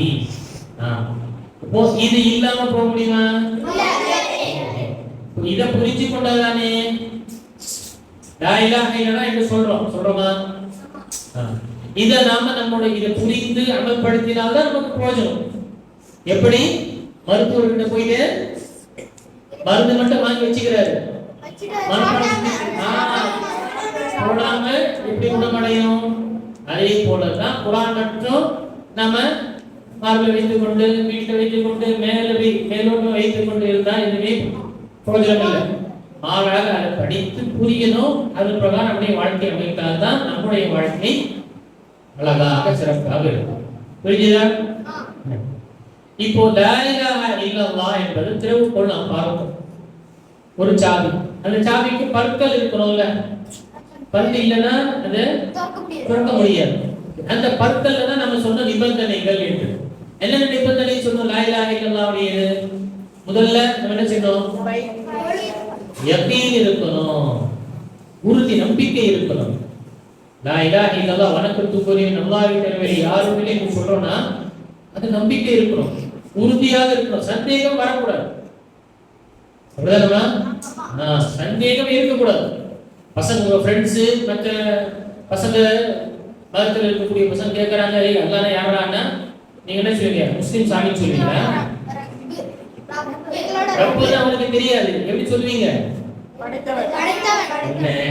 என்ன அப்பா எல்லாத்தையும் படைத்தவன் அவன் தான். அவருடைய பேர் தான் அல்லாஹ். இது முஸ்லிம்களுக்கு மட்டும் என்ன இறைவன் கிடையாது, எல்லா படைப்பினங்களுக்கும் அவன் தான் இறைவன், அவன் தான் படைத்தான். மக்கள் சிலைகளில் அவங்க வணங்கிட ஆரம்பிச்சிட்டாங்க, மறந்துட்டாங்க அல்லாஹ்வை. உண்மையான படைத்த இறைவன் அல்லாஹ் என்று தெரியும். அப்போ அது உறுதி ஸ்ட்ராங்காக இருக்கணும். அதே போல சொன்ன விஷயத்தை நாம இஹ்லாஸோடு இருக்கணும். அதை நம்ம மன உலக தூய்மையுடன் அதை செய்யணும். அதை நம்ம மறந்து விடக்கூடாது. மூன்றாவது, அதை நாம ஏற்றுக்கொள்ளணும். மனசால அதை ஏற்றுக்கொண்டு அது பிரகாரம் வாழ்க்கை அமையும். அல்லாஹ் சொன்ன விஷயத்தை கட்டளையை நாம ஏற்றுக்கொண்டு மனசால அதை அமல்படுத்தணும். இல்ல எந்த ஒரு பிரயோஜனமும் இல்லை. வெறும் நான் லா இலாஹா இல்லல்லாஹ் மழை செஞ்சுட்டேன், அதை நான் நம்பிக்கை வைக்கிறேன், ஆனா அமல்படுத்த மாட்டேன் என்றால், நான் சொன்ன எடுத்துக்காட்டு, உங்க உஸ்தாது உங்களுக்கு ஒவ்வொரு விஷயம் சொல்றாங்க, இது செய் இது செய் இது செய். உஸ்தாத் நீங்க சொல்றதெல்லாம் நான் செய்யறேன், நீங்க சொல்றதெல்லாம் நான் கேட்டுக்கிறேன். ஆனா செய்ய மாட்டேன்னா உததான் விடும். உடனே அல்லாஹ் தஆலாவிடம் நமக்கு தண்டனை தான். அதை முழுமையாக ஏற்றுக்கணும். அதே போல நாம நிபந்தனையில் பார்த்தோம் மஹப்பா, நேசம், நேசிக்கணும். அதை நாம லா இலாஹ இல்லல்லாஹ் இந்த வார்த்தையை நேசிக்கணும். அல்லாஹ்வுடைய ஆற்றலை நேசிக்கணும். ஒரு சஹாபி அல்லாஹ்வுடைய தூதர் ஸல்லல்லாஹு அலைஹி வஸல்லம் வராங்க, கம்ப்ளைண்ட். என்ன கம்ப்ளைண்ட்? அல்லாஹ்வுடைய தூதரே, இந்த சஹாபி எப்போ தொழுகை முடிப்பதற்கு முன்னால், ருக்கு போவதற்கு முன்னால் சூரத்துல் இக்லாஸ் ஓதினா போறாங்க. சூரத்துல் இக்லாஸ் தெரியுமா? என்ன? குல்ஹுவல்லாஹு ஓதிட்டு தான் ருக்குக்கு போறாங்க. ஒவ்வொரு ரக்காத்தையும் இப்படி செய்யறாரு இவரு, என்னன்னு தெரியல. அப்படியா, அவங்களுக்கு கொஞ்சம் அனுப்புங்க, கேட்கலாம். வராரு, அல்லாஹ் கேட்கறாங்க, நீங்க ஏன் இப்படி செஞ்சீங்க? ஏன் ஒவ்வொரு தொழுகையிலும் நீங்க ருக்கு போவதற்கு முன்னால், செல்வதற்கு முன்னால் சூரத்துல் இக்லாஸ் ஏன் ஓதுறீங்க அப்படின்னு கேட்டாங்க. இந்த சஹாபி கூட அல்லாஹ்வுடைய தூதரே, இந்த சூரா ரொம்ப நேசிக்கணும். இந்த சூறாவில் இருக்கக்கூடிய, இந்த அத்தியாயத்தில் இருக்கக்கூடிய வசனங்கள்ல சொல்லப்பட்ட விஷயம், அல்லாஹ்வை பற்றி அறிமுகம் செய்யும் விஷயங்கள் ரொம்ப எனக்கு பிடித்தமாக இருக்கு. அதான் நான் சொல்றேன். அதாவது ஒவ்வொரு தொழுகையும் நான் செய்வேன், ரொம்ப நான் நேசிக்கிறேன். ஸல்லல்லாஹு அலைஹி வஸல்லம் என்ன செஞ்சாங்க? ஒப்புக்க இய்யாஹா அதகலக்கல் ஜன்னah, உன்னுடைய நேசம் உன்னை சொர்க்கத்திற்கு கொண்டு செல்லும். அதுல என்ன இருக்கு? அல்லாஹ் குல் ஹுவல்லாஹு அஹத், அல்லாஹ் நபியே நீங்கள் சொல்லுங்கள், அல்லாஹ் தனித்தவன், அவன் ஒருவனே, அவனை தவிர யாரும் இல்லை. அல்லாஹ் ஸமத், அவன் தேவையற்றவன், அவனுக்கு யாரும் தேவையில்லை. படைப்பதிலும் இந்த பிரபஞ்சத்தில் எல்லாத்தையும் உலகத்தையும் நடத்துவதிலும் யாருடைய ஹெல்ப்பும் அவனுக்கு தேவையே கிடையாது. அவனுக்கு பசி, தூக்கம், களைப்பு எதுவுமே ஏற்படாது. அவன் அஸ்-ஸமத், லம் யலித் வலம் யூலத், அவன் யாராலும் பிறக்கவும் இல்லை, அவன் மூலமாக யாரும் சுப்ஹானல்லாஹ் பிறப்பவும் இல்லை. அவனுக்கு தாய் தந்தை இல்லை, குழந்தை எல்லாம் இல்லை, அவன் தனித்தவன், அவன் சிங்கிள். வலம் யகுல் லஹு குஃபுவன் அஹத், அவனுக்கு நிகராக சமமாக யாருமே இல்லை, எதுவுமே இல்லை என்ற அந்த வசனத்தை நான் ரொம்ப நேசிக்கிறேன். அல்லாஹ்வுடைய தூதரே என்று சொல்லும் பொழுது இந்த நேசம் உங்களை சொர்க்கத்திற்கு கொண்டு செல்லும் என்று கூறினார். அப்போ இந்த கலிமாவை நேசிக்கணும். இந்த கலிமாவில் சொல்லப்பட்ட விஷயங்கள் அல்லாஹ் எங்களுக்கு கட்டளையிடுகிறார். தொழுகு என்று சொல்றானா, தொழுகும் பொழுது நம்ம நேசத்துடன் தொழுகணும். சிரமமாக நினைக்க கூடாது, பாரமாக நினைக்க கூடாது. என்னடா இது 5 வேளை தொழுகணுமா என்று நினைக்க கூடாது. மாறாக அல்ஹம்துலில்லாஹ், படைத்த இறைவன் எனக்கு முதல் கட்டளை, முதல் டியூட்டி கொடுத்திருக்கான், அதை நான் நிறைவேற்றேன், சந்தோஷமாக நாம் நிறைவேற்றேன். அது இருக்கும். அதே போல நிபந்தனைகள் இதையும் பார்த்தோம். அல்-இன்கியாத், நம்ம என்ன செய்யணும்? நம்ம சரண்டர் செய்யணும், ஒப்படைச்சிடணும். அல்லாஹ்வுடைய சட்ட திட்டத்திற்கு முன்னால் நம்முடைய விருப்பங்கள், ஆசைகள் அல்லாஹ்வுக்கு முன்னால் சமர்ப்பித்து விட வேண்டும். அல்லாஹ் தொழுகையுடைய இந்த பாங்கு சொல்லப்படுகின்றது. அப்ப நம்முடைய நஃப்ஸ் என்ன செய்யணும்? இல்ல கொஞ்ச நேரம் கழிச்சு போலாம்டா, இந்த மொபைல் முடிச்சிடறேன், இந்த கேம் முடிச்சிடறேன், ஓவர் லெவல் முடிச்சிடறேன். அல்லது கிரிக்கெட்ல இந்த ஓவர் முடிச்சிட்டு பாரு, நீ எவனோ வரான், ஃபுட்பால் அவன் வரான் பாரு, இப்படி என்று இல்லாம தொழுகை நேரம் வந்ததா, யார் எவ்வளவு இருந்தாலும் சரி, அல்லாஹ் நான் நேசிக்கிறேன், உங்களுடைய கட்டளை நான் நேசிக்கிறேன், அதனால நான் என்ன செய்யறேன், இதை விட்டுட்டு நான் இப்படி இருக்கும். குர்ஆன் ஓதக்கூடிய விஷயங்கள் இருக்கா? நேரமானவனே மற்றவங்க கரெக்டா வரணும். கடைசி நேரத்துல வருவதோ அல்லது இஷ்டம் இருந்தா வர்றது, கஷ்டம் இருந்தா லீவ் போடுறது என்று இருக்கக்கூடாது. மாறாக அல்லாஹ்வுடைய வேதத்தை நான் படிக்க போறேன், அதை படிப்பதற்காக நேசப்படணும், மஹப்பத் இருக்கணும். அதற்காக என்னை நான் செய்யணும், சமர்ப்பிக்கணும். என்னன்னா கொடுத்தாதான், தியாகம் செஞ்சாதான் நமக்கு கிடைக்கும்.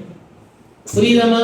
நம்முடைய வாழ்க்கையில அல்லாஹ் தஆலாவை வணங்கக்கூடிய விஷயத்துல, லா இலாஹ இல்லல்லாஹ் புரியக்கூடிய விஷயத்துல தெளிவாக இருக்க வேண்டும். இது நமக்கு எப்பவுமே சந்தேகம் வரக்கூடாது. புரியுதா? இன்ஷா அல்லாஹ் நாம தொடர்ச்சியாக கல்வி கற்றுக்கொள்ளணும்னா, சரி இந்த மாதிரி வாரம் நாம வைக்கிறோம் ப்ரோக்ராம், வருவீங்களா? இன்ஷா அல்லாஹ் வருவீங்களா? உங்களுடைய ஒவ்வொரு வாரத்திலையும் கொஞ்ச நேரம் நீங்க செலவழிச்சீங்கன்னா இன்ஷா அல்லாஹ் சிறந்த மக்களாக ஆகும், அல்லாஹ்வுக்கு பிடித்தமான மக்களாக ஆகும். மத்தவன் எப்படி போனா சரி, அது அப்புறம் நம்ம அவங்களை பத்தி கவலைப்படணும். நான் முதல் நம்முடைய விஷயத்துல நம்ம கவலைப்பட்டு நாம நம்மை சீர்படுத்துவதற்காக முயற்சி செய்யணும். நாம சரியாக இருந்தாலும் மற்றவங்களுக்கு சரிப்படுத்த முடியும். என் ஃப்ரெண்ட்ஸ் எத்தனையோ பேர் தொழுகாம இருக்கிறான், அவனுக்கு சொல்லணும் முதல்ல நான் தொழுகணும், அவன் அழைக்கணும்னா நான் தொழும். இல்லைன்னா டேய் நீனும் என்ன பண்ணதான் சுத்திட்டு இருக்க, நீ ஊர் தெரிஞ்சுட்டு இருக்க, ஆட போடான்னு சொல்லிட்டு விட்டுறோம். நாம தொழுகையாளியாக இருந்தோம் என்றால், குர்ஆன் மக்களுக்கு தொடர்ச்சியாக வரக்கூடியவர்களாக இருந்தோம் என்றால், நானெல்லாம் நாம சொல்லலாம், நீ அல்லாஹ்வை நேசிக்கணும்டா, அல்லாஹ் தஆலா லா இலாஹா இல்லல்லாஹ் சொல்லியிருக்கோம், அதுக்கு அர்த்தம் நமக்கு புரியணுமா இல்லையா? இதுல எப்படி நமக்கு நம்முடைய வாழ்க்கையை அமைத்துக் கொள்ள முடியும்? நாம இஷ்ட பிரகாரம் இந்த உலகத்துல வாழ முடியாது. சொர்க்கத்தை நம்ம இஷ்ட பிரகாரம் வாழலாம், இந்த உலகத்துல அல்லாஹ் விரும்ப பிரகாரம் தான் வாழ முடியும் அப்படி நம்ம சொல்வதற்கு நமக்கு அது கல்வி இருக்கணும். நாமே போகலன்னா அது இன்ஷா அல்லாஹ் வரலாமா? வருவீங்களா? நீங்க வாரம் அல்ஹம்துலில்லாஹ் நேரத்தை செலவு செய்ய பாருங்க. ஒரு கட்டத்துக்கு பிறகு ஒரு 6 மாசமோ அல்லது நமக்கு வாய்ப்பு கிடைக்கும் பொழுது வரும் பொழுது இன்ஷா அல்லாஹ் உங்களுடைய தரம் வந்து உயர்ந்து இருக்கணும். அப்பமா இன்ஷா அல்லாஹ் உஸ்தாத்மார்கள் இருப்பாங்க. அல்ஹம்துலில்லாஹ் உங்களுக்கு நல்ல விஷயங்கள், அல்லாஹ்வுடைய நேசம், அல்லாஹ்வுடைய மஹப்பத்தை பற்றி ஏற்படுத்துவாங்க. அதுல நீங்க ஆர்வம், உங்களுடைய எவ்வளவு ஆர்வம் ஏற்படுத்தி இருக்கணும். இன்ஷா அல்லாஹ் இதன் மூலமா உங்களுக்கு போட்டிகள் நடத்தப்படும், பரிசுகள் கொடுக்கப்படும், எல்லாம் என்ன ஒரு ஊக்குவிக்கக்கூடியது. ஆனா உண்மையான பரிசு உங்களுக்கு அல்லாஹ்விடம் கிடைக்கக்கூடிய சொர்க்கம், அல்லாஹ்வுடைய மஹப்பத்து, அல்லாஹ்வுடைய நல்லடியார்களாக நாம ஆவோம். அதற்காக முயற்சி. அங்க இருந்து நான் எங்க இருந்து சென்னையிலிருந்து வரேன், சென்னையிலிருந்து இங்க வந்து உங்களுக்காக நடத்தும் பாருங்க. இது அல்லாஹ் தான் கொண்டு வர. இதுல யாரும் எனக்கு என்ன தெரியல, எல்லாருமே நம்ம முஃமின்கள் தான், சகோதரர்கள். அல்லாஹ் தஆலா இங்க கொண்டு வந்து நம்ம கற்பிக்கின்றாண்டா இந்த மக்களுக்கு, இந்த சிறார்களுக்கு, இந்த குழந்தைகளுக்கு, இந்த மாணவர்களுக்கு ஒரு நன்மை போய் சேரணும். அந்த அடிப்படையில் அல்ஹம்துலில்லாஹ் இங்க உங்களுடைய ஊர்ல உங்களுடைய மாணவர்கள் இருப்பாங்க, அல்ஹம்துலில்லாஹ் அல்லது உஸ்தாத்மார்கள் இருப்பாங்க. அவங்க உங்களுக்கு கற்றுத்தரக்கூடிய விஷயத்துல உறுதியாக கற்று சந்தேகம் இருந்தால் அழகாக மரியாதையோட கேட்கணும். மற்றவர்கள் பேசுவது போல நம்ம பேசக்கூடாது. ஒரு மூத்தவராக இருக்கிறாரு, வயசுல பெரியவங்க இருக்கும் பொழுது, அதுவும் உஸ்தாத் கல்வியாளர் இருக்கும் பொழுது அவர்கள் நாம் என்ன செய்யணும், கண்ணியமான முறையில உஸ்தாத் இந்த விஷயம் என்ன அல்லது இமாம் இந்த விஷயம் கேட்கணும். இப்போ அனைவருக்கும் மார்க்கத்தை நிலையாக வைத்து மார்க்கத்தில் கற்று அல்லாஹ்வை புரிந்து அவனை அழகாக வணங்கி விடக்கூடியவர்களாக அல்லாஹ் ஆக்கிவிடுவார்கள். ஆமீன்.